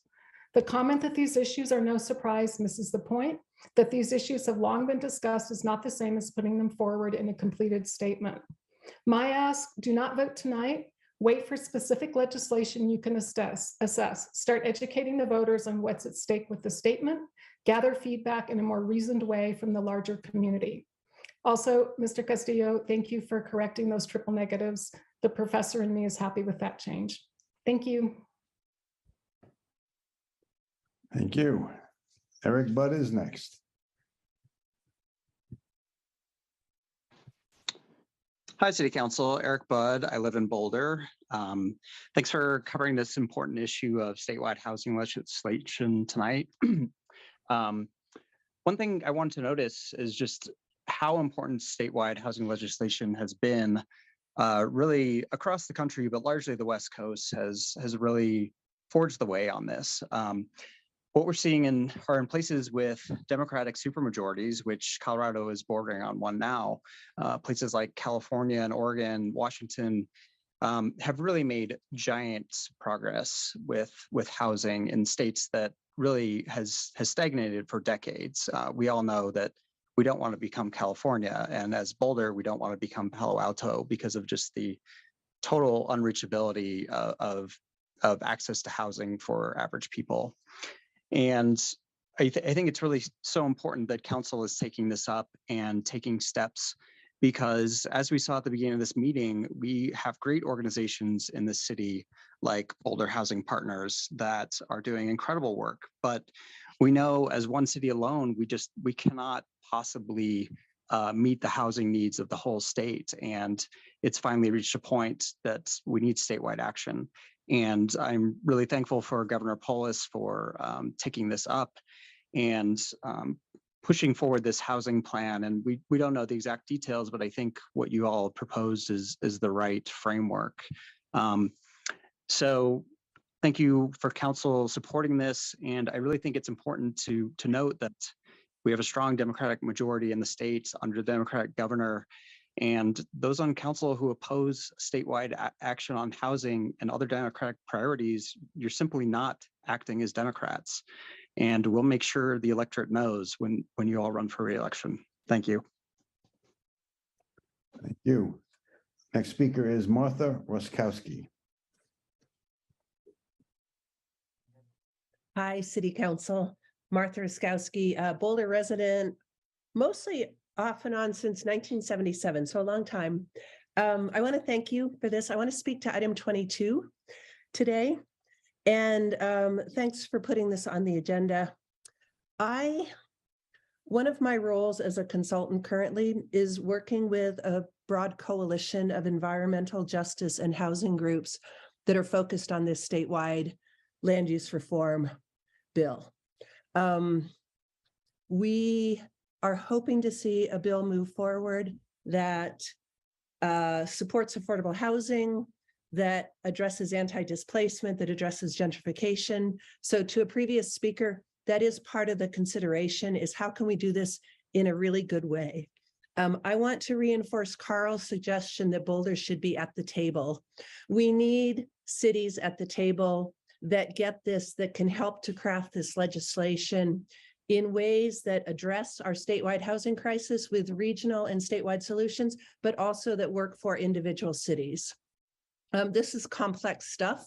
It is really hard diving into the actual language of how would you achieve these goals in ways that really work. And it's crucial that this works for cities. It does require that there be some statewide guidance, some statewide standards, some statewide approaches, but I think there's a lot of room for flexibility for cities to still continue the good work that they're doing. So I think that's all I have to say. I just want to thank you for addressing this and really encourage Boulder to step up and be a leader and be at the table. Thank you. Thank you. Our next speaker is Daniel Howard.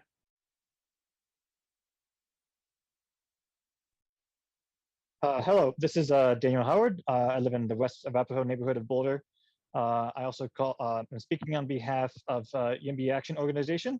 Yes, in my backyard, and the Urban Environmentalist is a part of that organization.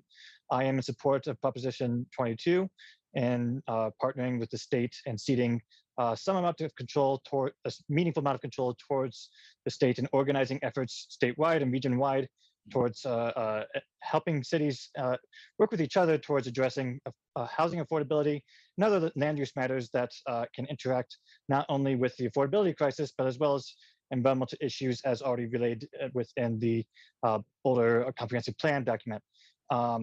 Specifically, I have many colleagues at NCAR that actually cannot afford to live in Boulder, and they have then moved and now live and work from Broomfield, Superior, Louisville, etc., many satellite towns of Boulder.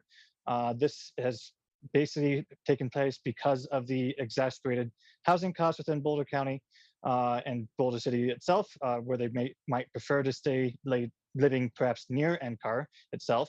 Nonetheless, because of these sort of interrelated issues of how land use reform within individual cities plays out, that exacerbates people's choices to choose faraway destinations and have to commute to longer distances, and even say push into wildland urban interfaces where their housing might be then under threat by uncontrolled urban sprawl. I see this systematic issue across municipalities as requiring a state higher level entity such as the state to help cities coordinate to minimize the sort of vast urban sprawl that the current dynamic in Boulder is contributing towards. So I very much appreciate Boulder's current commitment towards this language here in Proposition 22. I might also suggest the second sentence of the second paragraph to remove some uncertainty language such as may and narrowly, to instead say the city should also will support policies that go beyond incentives if narrowly targeted, etc. Thank you. Thank you. Our next speaker is Sarah Dawn Haynes.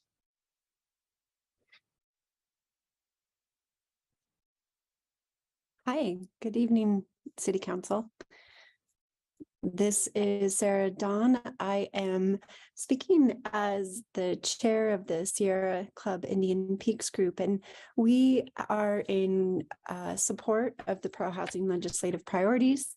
And the local control is important in many contexts. The cascading effects of scarce and unaffordable housing create impacts at the regional, state, and national levels. When housing is restricted and prohibited in core walkable and transit-oriented neighborhoods of towns and cities, the inevitable consequence is sprawling car-dependent developments located far from many destinations, air pollution and carbon emissions impacting beyond municipal borders. The Denver metro area is currently in severe attainment of health-based air quality standards as a result of the huge number of automobile vehicles miles traveled. And of course, concentrating housing and other uses in compact walkable neighborhoods prevents suburban sprawl and reduces human impacts on the vulnerable ecosystems, which have always been a fundamental Sierra Club concern.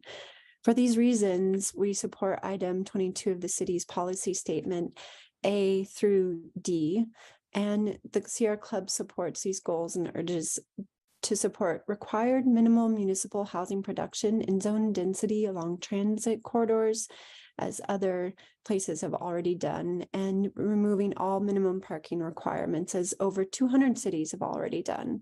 The above goals align with the housing affordability initiatives proposed in Governor Pulse's 23 State of the State address, and will help build momentum to ensure their implementation. And personally speaking, as somebody who's been involved in housing justice, it's delightful for after almost 10 years of asking for the state to take leadership. They are we've known this has been needed. So I'm really happy for this moment. Thank you. Have a good night. And thank you, Carl, for your work on this. Thank you, Sarah. Our next speaker is Paul Gibbons.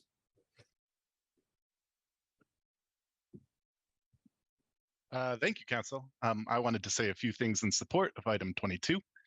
In Boulder, which is a city I love so much, working people's living conditions have degraded over the decades. And tragically, this has become more acute since the pandemic and inflation. People are struggling to survive, and one of the ways we can help them is by bringing down the cost of housing. As Boulder refuses to grow, working people are pushed further and further from the core of our city. Unaffordable housing is a fundamental injustice, and we, the people who are privileged enough to live in Boulder, are forcing the people who make our world better, teachers, nurses, bartenders, office managers, cashiers, to live outside the city that we hold so dear. We must grow to make Boulder a city for all again. We must support the state of Colorado's oversight on land use. I also wanted to say something about 23B. I didn't know about that till I got here. I think that should be removed entirely. Unhoused people are our neighbors. We should treat them as such. Everyone deserves dignity. Our community should support them, and unhoused people should not be punished for existing. That is all. Thank you. Thank you, Mr. Gibbons. Next up is Michael Whalen.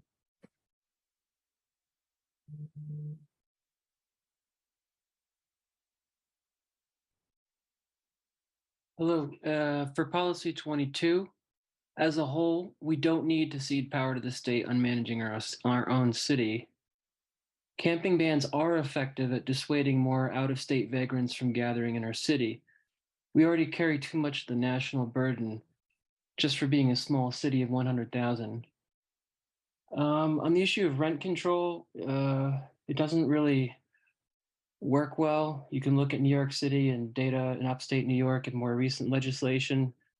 There's plenty of other ways you can address this, but rent as somebody who's managed 21 low-income rentals, rent control there's a lot of reasons technically why it doesn't work well. So that's that for that issue.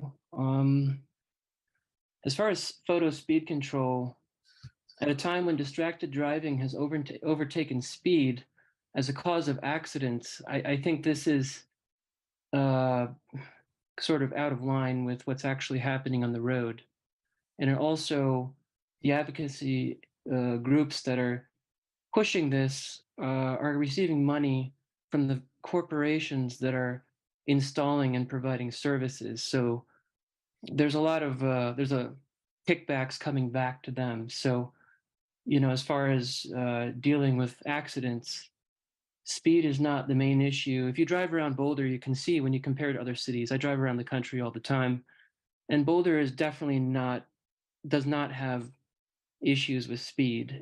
But they do have issues with lower speed accidents due to distracted driving. So those are the three issues that I'm addressing today. So thanks. Thank you. Next up is Christy Russell. Mayor Pro Tem Wallach, Ms. Russell has withdrawn her name from consideration and discussion tonight. Okay, then we will move on to Linda Quigley. I am not seeing Linda Quigley in the attendees list this evening. Okay, at which point we will move on to Joey Siracusa. Hello, Council. My name is Joey Siracusa. I live in South Boulder. I do not support the changes to 23B and would like 23B removed entirely. Although Boulder can sometimes feel like a bubble, the truth is that homelessness is a problem affecting every city in the United States. Homelessness is not a Boulder-specific problem, and I don't think a localist approach will help us solve the problem. In addition, the camping ban does not contribute to public safety, nor does it fix the housing crisis. It simply sweeps the problem under the rug and disperses the homeless people to other areas of our city. As previous community members have mentioned in this call, you can simply walk outside and see how this policy is an abject failure. The camping ban is also cruel. We had a very cold and snowy January. Stealing tents from homeless people is a risk to their life. Boulder and the state of Colorado should focus on evidence-based solution to reducing homelessness. My rent personally was raised 33% last year. If the council wants to reduce homelessness, the council should focus on bringing down rents and building more housing, especially publicly owned housing. Please remove 23B entirely from this resolution. Thank you. Thank you. Our next speaker is Paul Hamilton.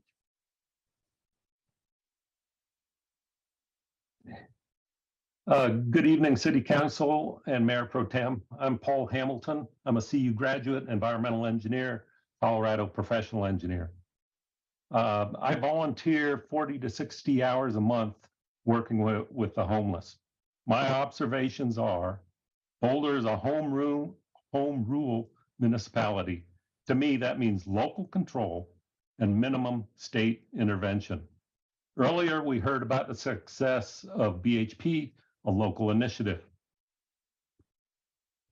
The reality is that the legislature is largely controlled by Denver citizens and adjoining city voters. given their large numbers. Their priorities may not align with Boulder citizens. Mr. Castillo earlier talked about overreach. One regional failure that came to mind is the construction of a light rail system into Boulder County.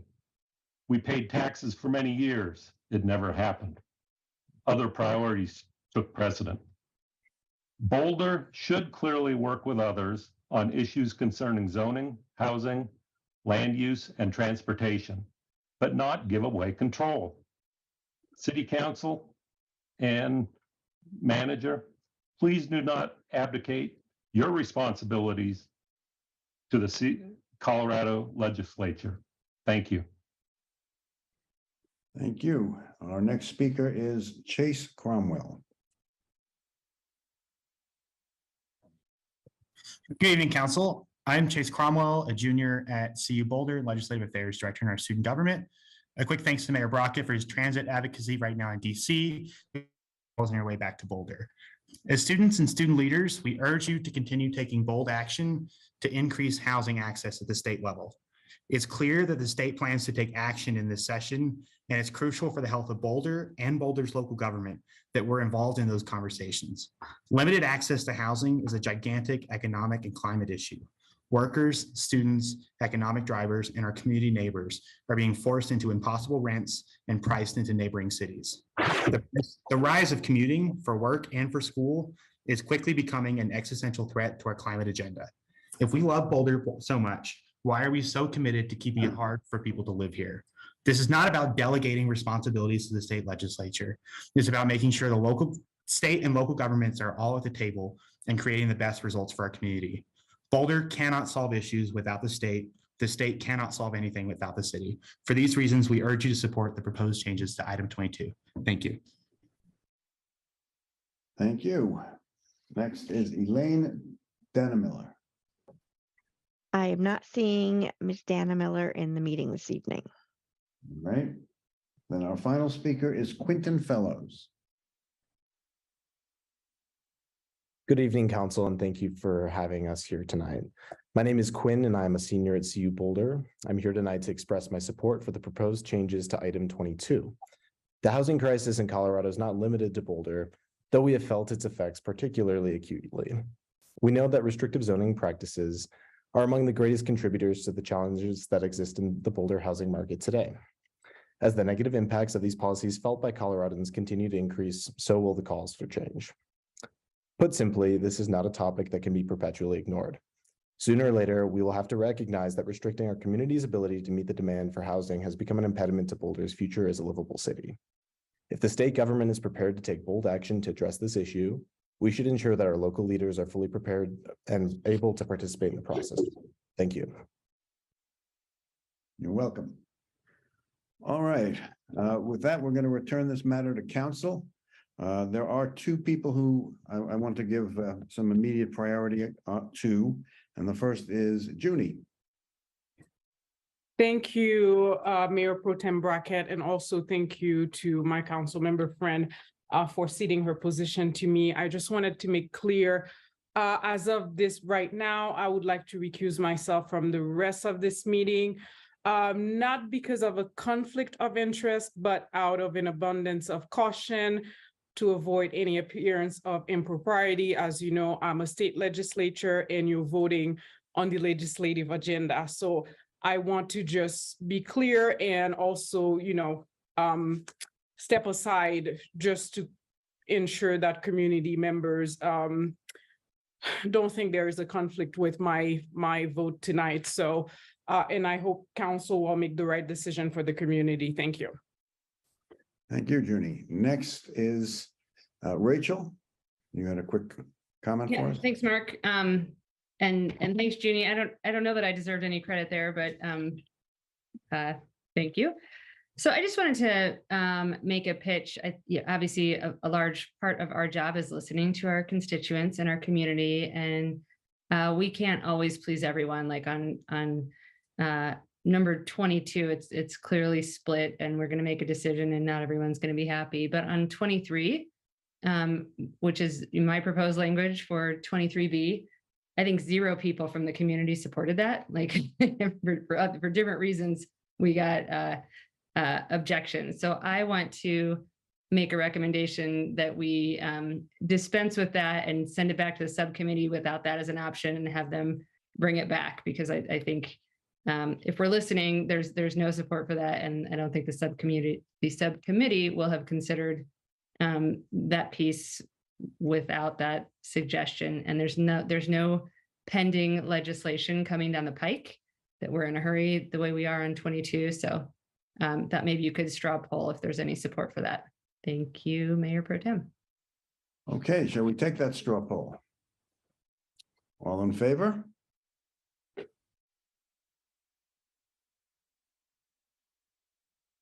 One, two, three, four, five, with Mayor Brockett, the invisible man, carries the day. So we will do that. Now, other council comments, I guess it should be related at this point to position 22, as 23 will be reworked and thought through again. Mayor, was that okay? Good. Your hand was in favor, I assume. It was. Do you mind if I speak to that real quick? Yes, you may. So, I mean, I was a member of the legislative subcommittee that proposed that change, but it was Rachel's wording originally. So her withdrawing it was compelling to me, as well as her case that while people advocated for other directions for us to go in there, nobody really stood behind that particular change. So I thought that was a reasonable pivot based on the testimony we got tonight. Thanks for letting me explain that. Thank you. Nicole, then Matt. Thanks. I just wanted to make one pre-comment before my comment. And this is, I have been sitting in on our bias and microaggression training this week and next week. And I just wanted to point out something that I think we and the community members, some community members sometimes do, that can be perceived as kind of hurtful to folks of color in our community, just so that all of us can kind of have this learning moment and hopefully move forward in a better way. Sometimes when we're talking about housing, we need to be really careful that we're not equating skin color with income. They are related intentionally because of how our country stole land and gave it to Europeans, and because of how our country enslaved Africans and African Americans and used their labor to enrich European Americans. But we have many people of color in our community who are not poor, who are not living in that lower end of income.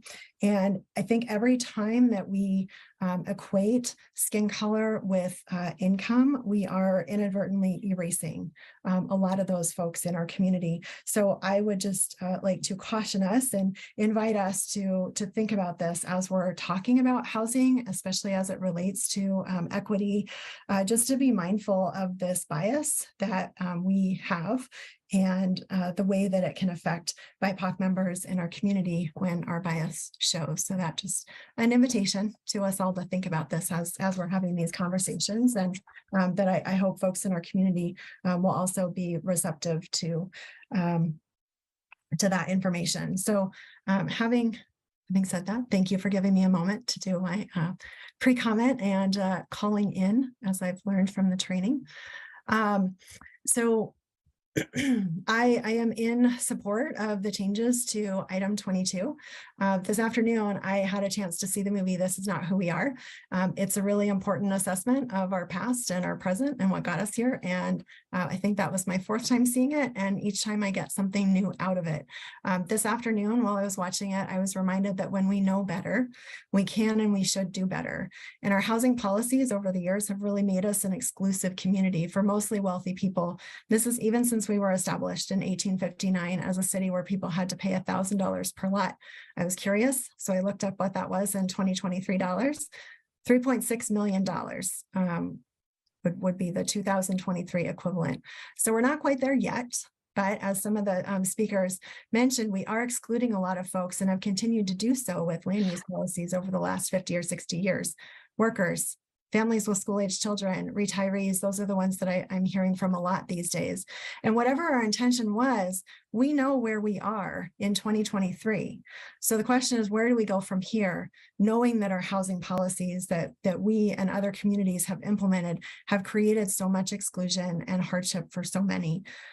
I hope that we now know better, and I hope that we can do better by supporting the changes to item 2022 so that we can be a strong advocate for more housing across our state and here in our city. Thank you. Thank you, Matt. Thanks, Mark. I appreciate the community coming out and providing their feedback and their passion for the issues, which is pretty. It's something we treasure in this community for good and for bad, but we do appreciate hearing from everybody. It's really, I think it's a critical opportunity for us to lead, and not lead with word, lead with action. We've stood on our soapbox here in Boulder and have preached these values of housing, values of inclusion, values of wanting to provide opportunities for future generations.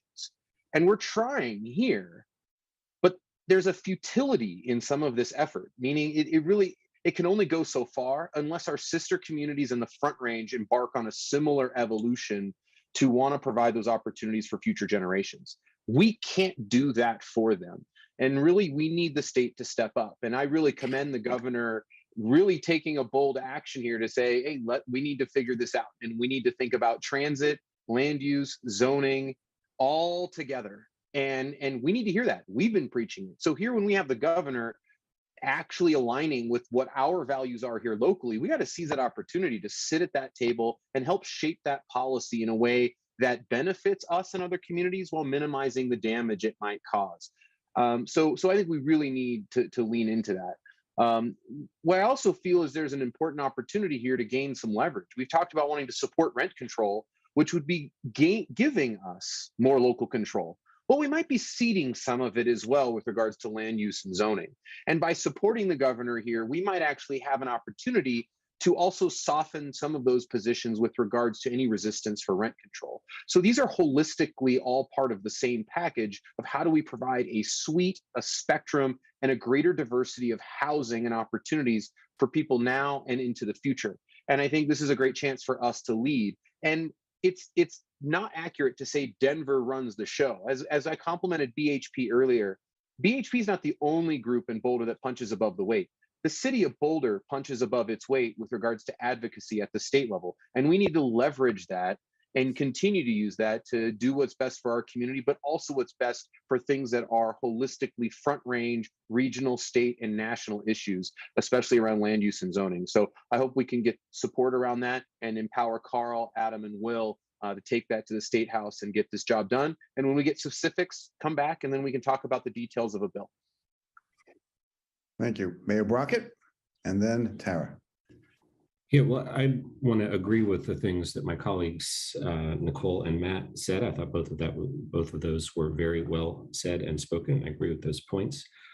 And just want to add that, the housing issues that we have are not unique to Boulder, of course. They're regional, and in fact, they're societal, right? We're seeing this all across the country, and other states with some similar levels of problems have stepped up with some state level, rules or guidance that I think are moving the conversation and forward on housing in those states. And so I was glad to hear the governor take this issue up this year. I've been hearing rumblings about this for a number of months, and a number of folks in our community have been engaged with those efforts already.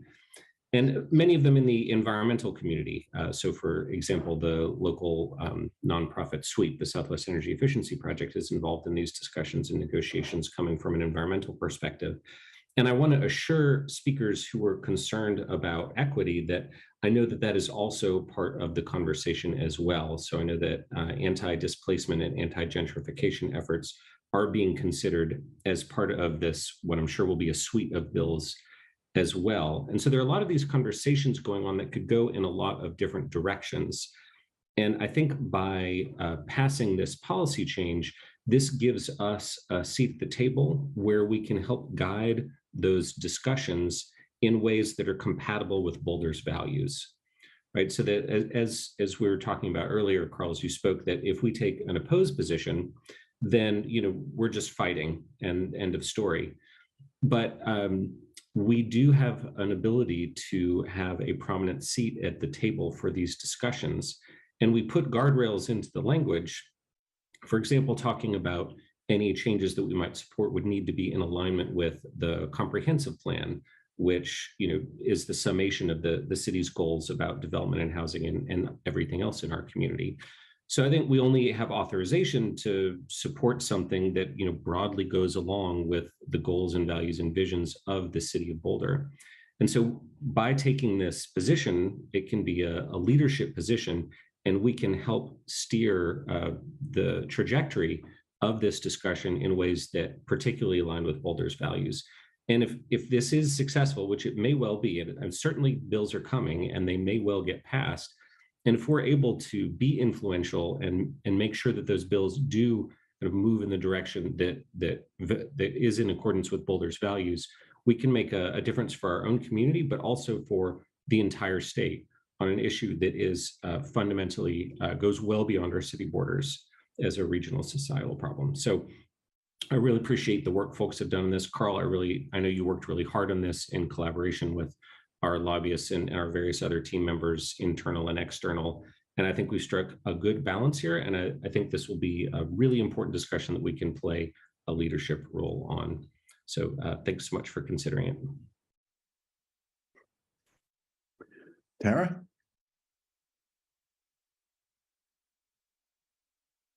How does it take me so long to unmute? I don't. It's a skill. A skill I don't have. It's always good to hear the other side, I think. I was very torn because so many people had great things to say, and I have been consistently voting for more housing. It's one of our number one problems that I want to see some movement on. But I have been thinking about the fact that this is a city that does like local control. I mean, we wanted stronger gun laws before the state wanted them. So we finally got that opportunity. Now it looks like the state is following us. And we've wanted to utilize a type of rent control to make some dent in affordability as a tool, but we weren't able to do that because under state law, we couldn't. And so in my opinion, why would we then want to give away local control when it comes to land use and zoning? I almost 100% always support Governor Polis on almost every issue, and I'm a big fan of his. And I absolutely understand why he would want to go beyond incentives to make a dent in the housing affordability crisis. And I have, like I said, voted for as much housing as I could every single time on the year that I've been here. But the things that I'm concerned about is actually what Martha Ruskowski, I believe her name was, brought up. Her comments really affected me. We don't know that building more and increasing density is going to make a dent in these housing prices. We really just don't know. I mean, New York City has loads of density, and it didn't help them bring down their cost of housing. And so I agree that we have to make sure that we have to be really careful about gentrification and making sure we just don't build expensive housing on transit corridors. I'm also super concerned that RTD, no offense, has not been the most stellar of partners. We did build a transit village and then didn't have transit, and we didn't have a train, and the AB2 bus was, I think they stopped service on that for years. So, but I'm convinced by a lot of my colleagues that we're going to be very careful going forward. I'm sure that I'm going to be in the minority. So when the bills come our way, I just ask that we tread carefully, and let's please consider long-term unintended consequences. I just want to bring up the good old condo defect law, which started out great, but ended up poorly and actually backfired. And so I think we need to really think carefully about proceeding and doing something that we can't really take back the other way. We have Governor Polis, I trust him, but who knows who's going to be the next governor. So once we open up this can of worms, can we really go backwards? And so that's really all I have to say, is to just go forward with deep thought.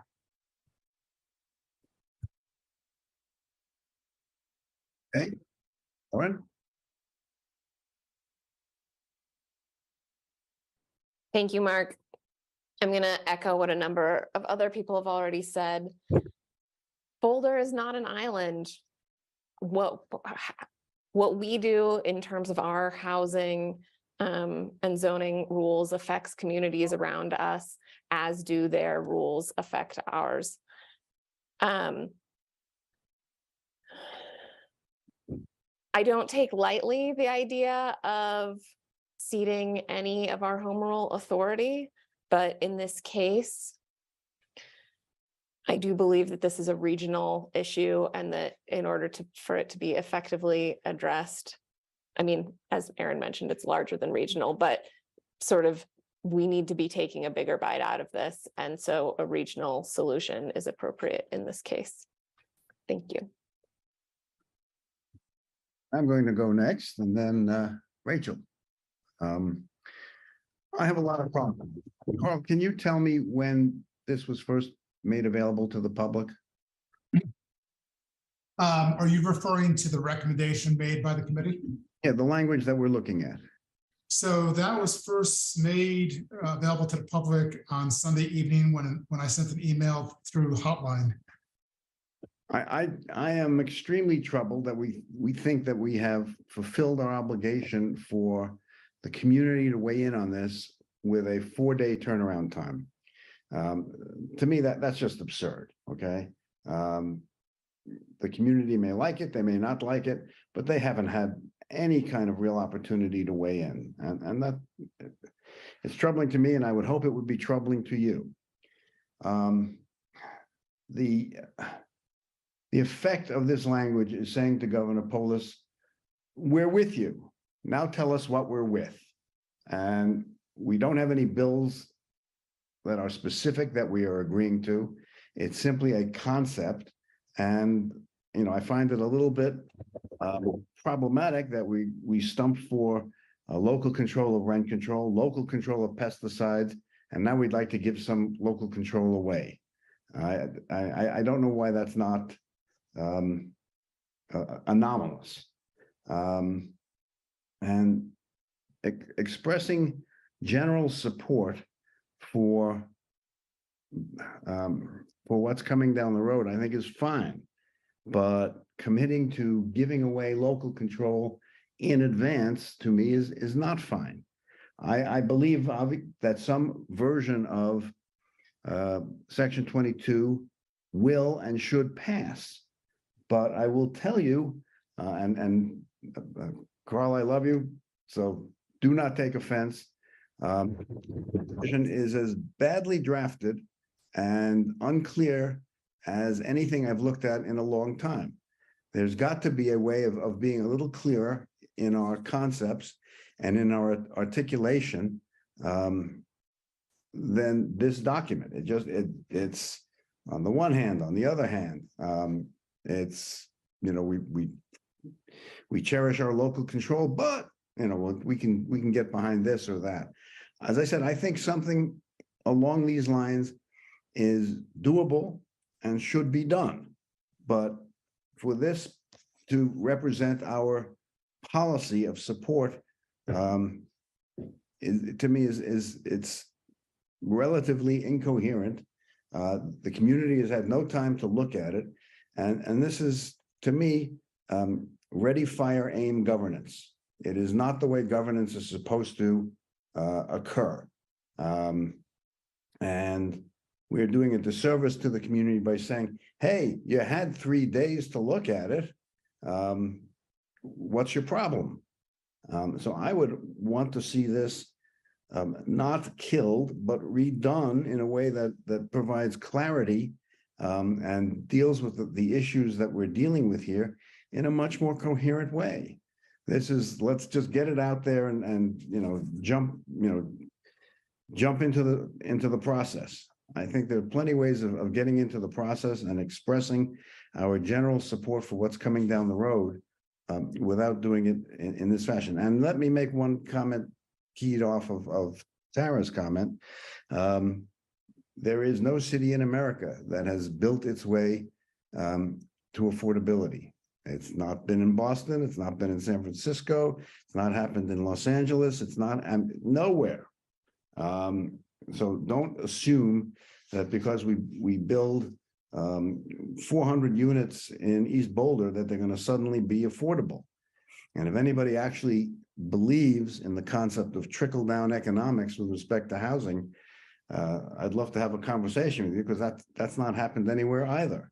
All of the units that we build here are going to be expensive units because the land is expensive, and that's what developers like to do. They like to make more money rather than less money. So counting on this to provide the opportunity we would like to provide for more people to comfortably live here at lesser levels of income, this is not going to do it. It doesn't mean we're going to oppose the legislations, because yeah, I'd like to see other communities put some skin in the game with respect to affordability. But if we think in Boulder that suddenly we're going to end up with middle income townhouses, I think we're going to be sadly disappointed. That's not the way the market works. And with that, again, I would just reiterate my suggestion that we spend a little more time drafting this to get it done better. Not that it's not going to be done, but to get it done better.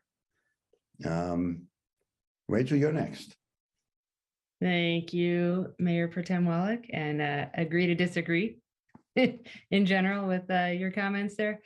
So I'm a huge fan of getting after missing middle housing, and that's a lot of what I think we're going to be getting after here. So it's not just affordable housing, it's also types of housing that are going to be available to my parents and my kids, and you know, a lot of people like them all over the state. So I was blown away by Governor Polis's State of the State address and very excited about it. And I just wanted to thank Carl for convening our subcommittee so quickly and putting together what I thought, again, agree to disagree here, Councilmember Mayor Pro Tem Wallach, but I thought was fantastic language for us to use and consider. And so thank you for bringing that forward. I'm excited to support 22 and just also want to ask that when we, you know, to address Tara and some other concerns, when we do get whatever's going to be proposed back, let's try and get it in front of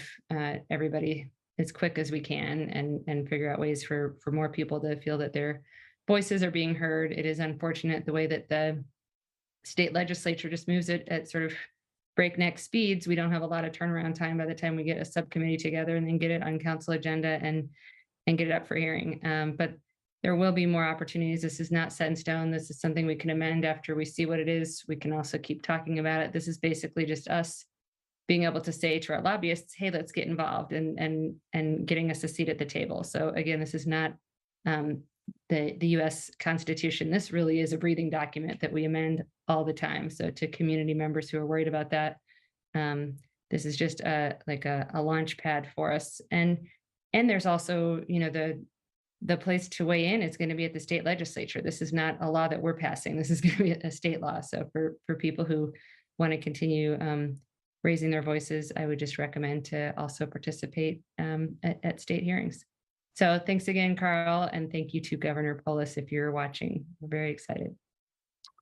Okay, Matt, you have some comments. Just wanted to just add, as sort of listen to some of my colleagues here, and thank you, Rachel, for what you said about missing middle. I agree completely. The pipe dream is I think pure affordability, but for us, it's building the scaffolding for the socioeconomic ladder to move up. I mean, right now, people are having to shoot too big of a gap, in which case we're pricing people out, and people can't move up the economic ladder in our community. So thank you for bringing that up, Rachel. You know, there's a weird aura about local control. And I think where we have to be careful is we get to a place where we're just not taken seriously. You know, we're asking for local control. We asked for it for pesticides. We asked for it for gun control. We're asking for more local control on rental assistance or for rent control. And the state just comes and asks for a little bit of that back to recalibrate what is a regional, state, and national problem. And we turn around, and if our attitude is from my cold, dead hands, that's not a serious position. Like that's just not serious in terms of being able to tackle the challenges that are in front of us. So we have to be clear that we can't just always be in a receive mode. We have to find a way to be a two-way street with regards to working with our state legislature on these things. So we gotta slow our roll a little bit on getting too worried about something that hasn't been fully defined. This gives Carl the tools so that as it rolls out, they have just enough what they need to help shape it. And as we get some more detail, we roll it out and we get a lot of that input.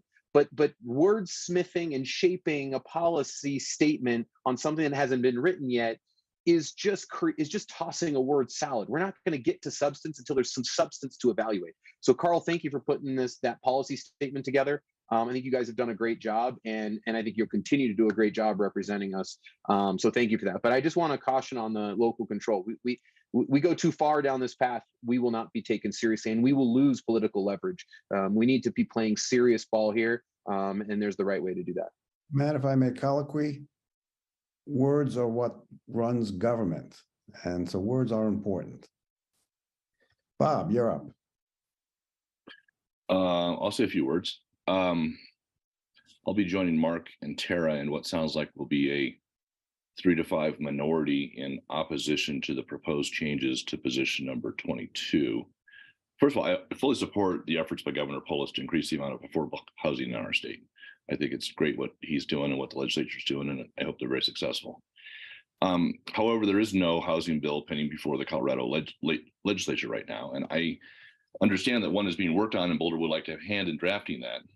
But while Boulder is one of the most expensive places to live in the state, we also have some of the most progressive housing policies in Colorado, allowing ADUs, co-ops, duplexes, commercial linkage fees, and a longstanding inclusionary housing program, which we heard about earlier this evening. One could argue that Boulder does more to provide housing for low-income and moderate-income families than nearly every other city in the state. But beyond that point, I differ from my colleagues who serve on the Intergovernmental Affairs Committee. They have proposed that Boulder not only lead the way in affordable housing, but that Boulder give up its rights to local control of land as a symbolic gesture to prove that we're really, really serious about this. I think that's a bad idea. We heard some really good suggestions this evening from some of our speakers. They had ideas about how Boulder can make improvements in our housing affordability efforts. And these are some of the things that we should be doing. But of course, Boulder does not need to give up its local authority to the state in order for Boulder to make the changes that we heard about tonight. Like every home rule city in the state, Boulder has its own land use laws that reflect our community values. We have zoning that lets people know what kind of structures can go where. We have floor area ratio, setback, and shade rules that ensure that appropriately sized structures are placed on lots. We allow ADUs and co-ops, but in places with limitations that reflect our community, what our community thinks about is appropriate. We have a blue line that prevents new buildings from being up the side of our mountain. And we have a 55-foot height limit. Other cities have different land use rules. They do what is appropriate for their communities. We do what's appropriate for our community. It would be arrogant of us to assert that Boulder's land use rules should apply to every city in the state. Likewise, we would not want another city's land use rules or state-imposed land use rules to be forced upon us. Yet the revisions to the policy statement number 22 that we will vote on in a few minutes do just that. Those revisions say that Boulder is okay if the state imposes a one-size-fits-all land use model on all of the cities in Colorado. At best, this is arrogant. At worst, is extremely dangerous. Local land use is the most precious right that a city can exercise independently. If we yield that to the state, we will give up everything. We will no longer be a home rule city. We will be a state-ruled city. I urge my council colleagues to take a deep breath and pause before taking a plunge into the abyss. This is a change that will be hard to undo once we grasp the mistake that we've made. Finally, I'd like to make a few statements on process.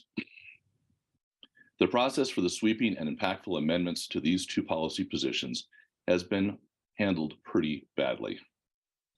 The Intergovernmental Affairs Committee met last Thursday, and they decided on these amendments. Most of us on council were not at these proposals in an email from Carl on Sunday night that went out to a small number of people who subscribed to Hotline. After prodding from me, the two proposals were finally publicly posted on council's agenda webpage late Tuesday. The cutoff for sign up to the public hearing was yesterday at 3 o'clock, less than 24 hours after the proposals were posted and only 48 hours before the public hearing and vote tonight. This is not how we do public engagement. If we want to try to bring the community along on changes, we need to let them know what we're doing in advance. We need to give them time to reflect on our proposals and to weigh in. We need to listen to them. We didn't do that this week. So regardless of tonight's vote, the majority may not have broad community buy-in to what they decide tonight because they did not seek community buy-in. That is not how we do things here in Boulder. And I hope we can do things better next time. Thanks. Thank you, Bob. Any final comments? Nicole? I just had to make a correction. A community member, thank you, Evan Ravitz, corrected me. I had my decimals wrong in the what $1,000 is worth today. And just wanted to make sure to correct that. It's actually around $36,000, not 3.6 million. Was going a little too fast there, but I think that actually makes it worse. Not better. So anyway, but I did just want to correct that. I know Evan, as I saw in the movie today, was one of the folks who initially told us about that $1,000 per acre rule. So anyway, thank you for that correction. Wanted to make sure to get that in. Thank you. I guess we're at the point of taking a vote. Does somebody want to make a motion? Somebody must make a motion. Okay, Rachel. Well, I'm happy to make the motion, but it just reminded me when you said that I don't want to look past Carl's suggestion for just the cleaning up of 23, like getting rid of the triple negative. So maybe we do want to do that part tonight because that's not changing anything substantive. Because I said, let's just have 23 go back. So if we could do a quick maybe straw poll on whether that part's okay, and then we have it, just a cleaned up starting point.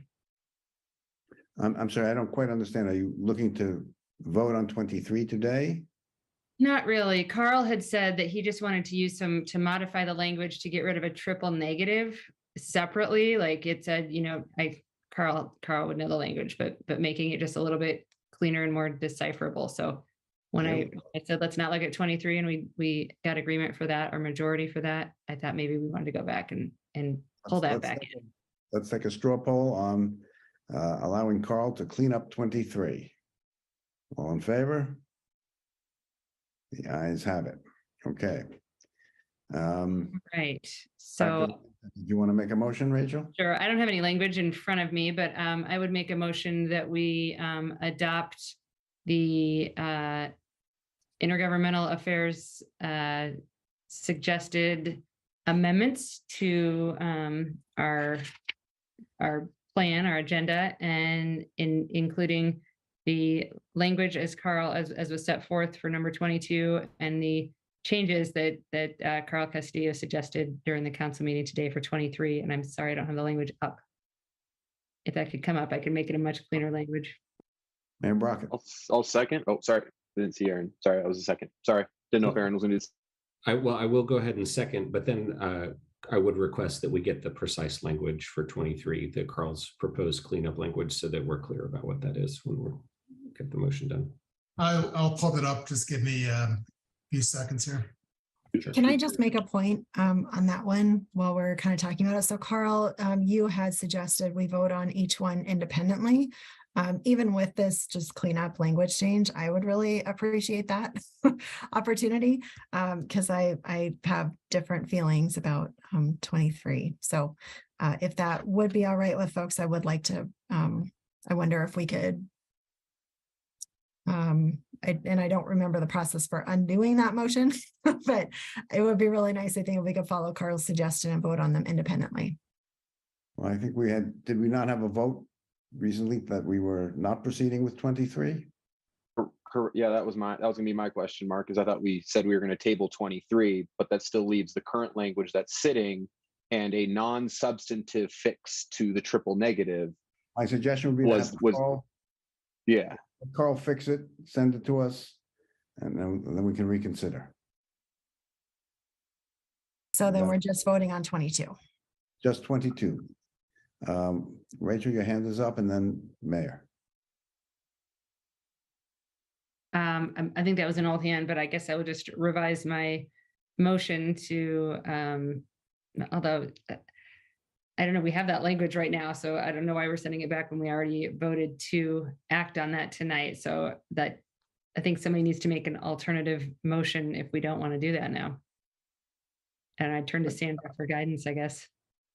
Thank you. I'm confused at what is council's intent. So if someone could explain that to me. I thought we had voted to put aside, at least for the moment, 23. And then we just took another straw poll, I think, where we got majority will to just make the cleanup language to get rid of the triple negative before that subcommittee brings back whatever, so that it's cleaner as a starting point. Well, then I think we need to have comments and discussion about 23, because there may be other issues if we're going to proceed with that. Mayor?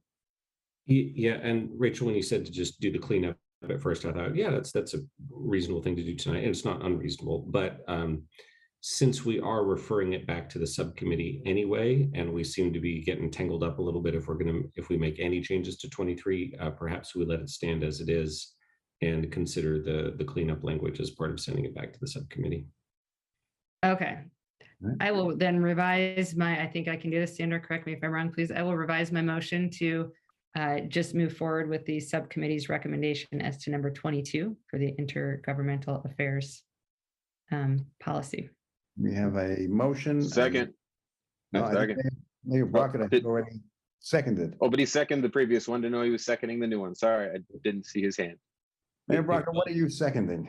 If you all don't mind, I believe the protocol would be to ask the seconder if I were also okay with the change proposed by Rachel, which I am. So, so I think we have the revised motion on the table with a motion by Friend and a second by Brockett.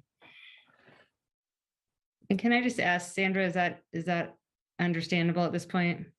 Have I confused anyone? I believe so.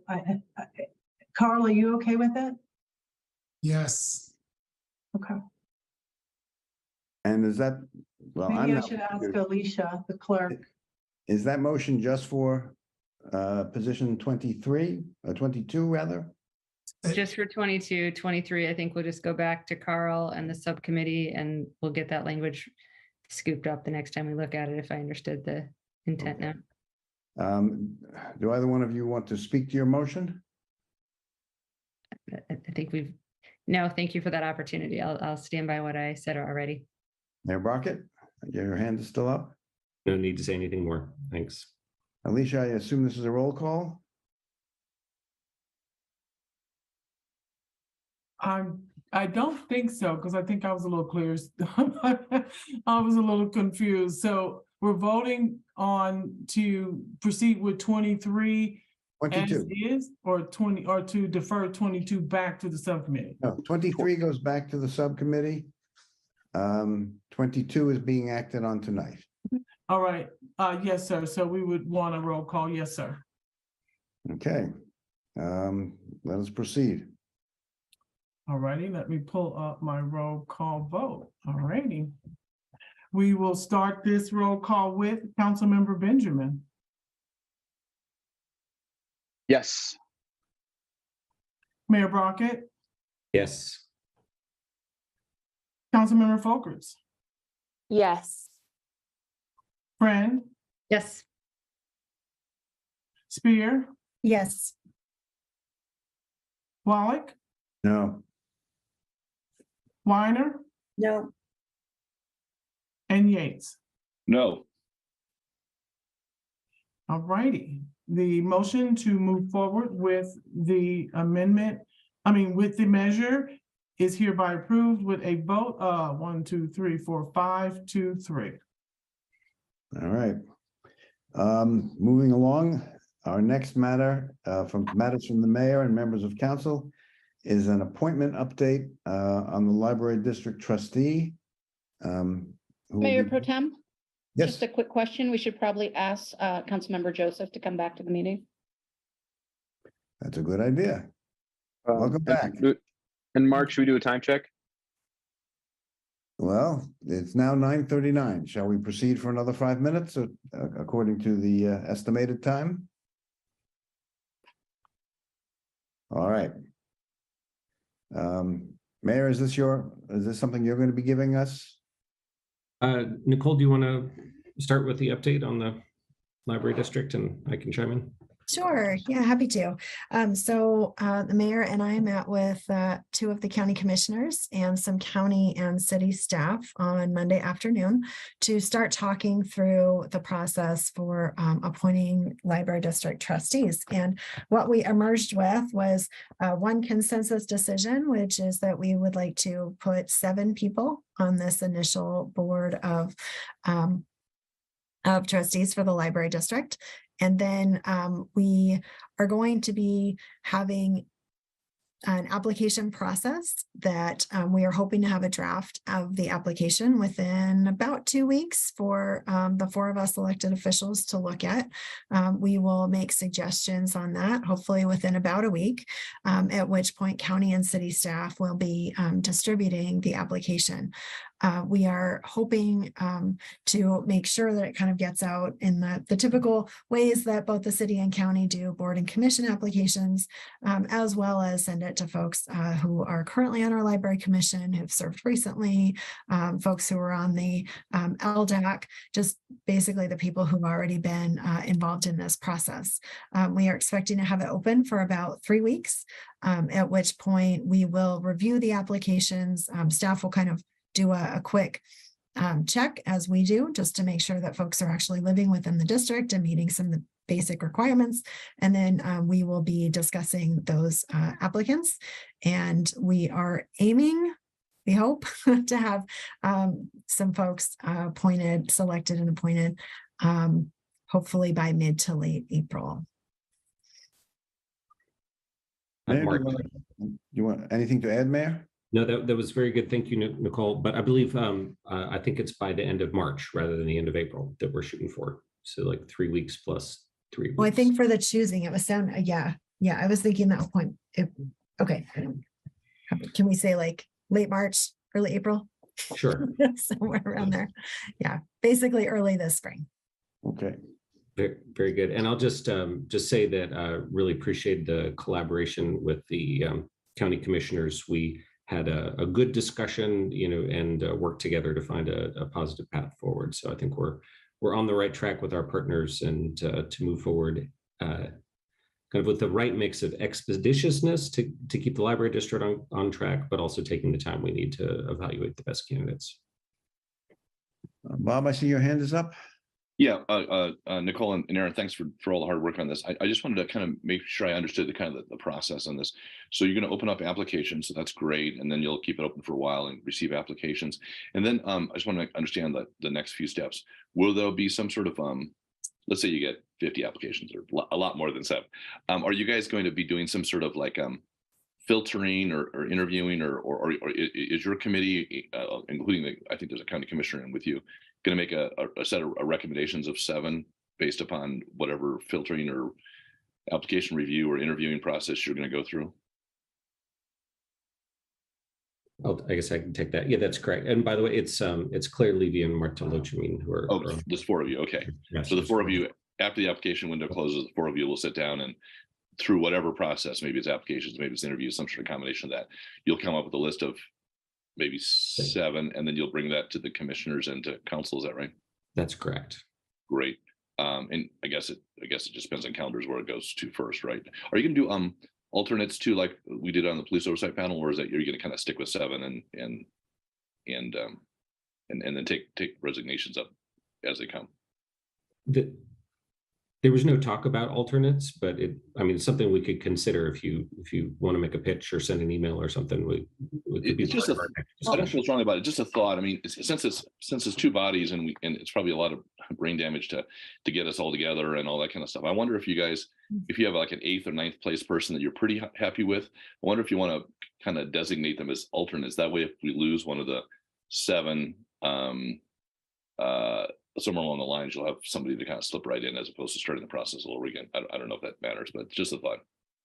Can I colloquy on that? I think, Bob, that once the 7 are seated, they would probably be the ones to lead the next application process. So I don't know if we've got one of the lawyers could advise on this, or if that's something. I think we can certainly check on what that process would be. But my sense would be that because we'll have the folks appointed, they would kind of be the ones who would lead any search for a replacement.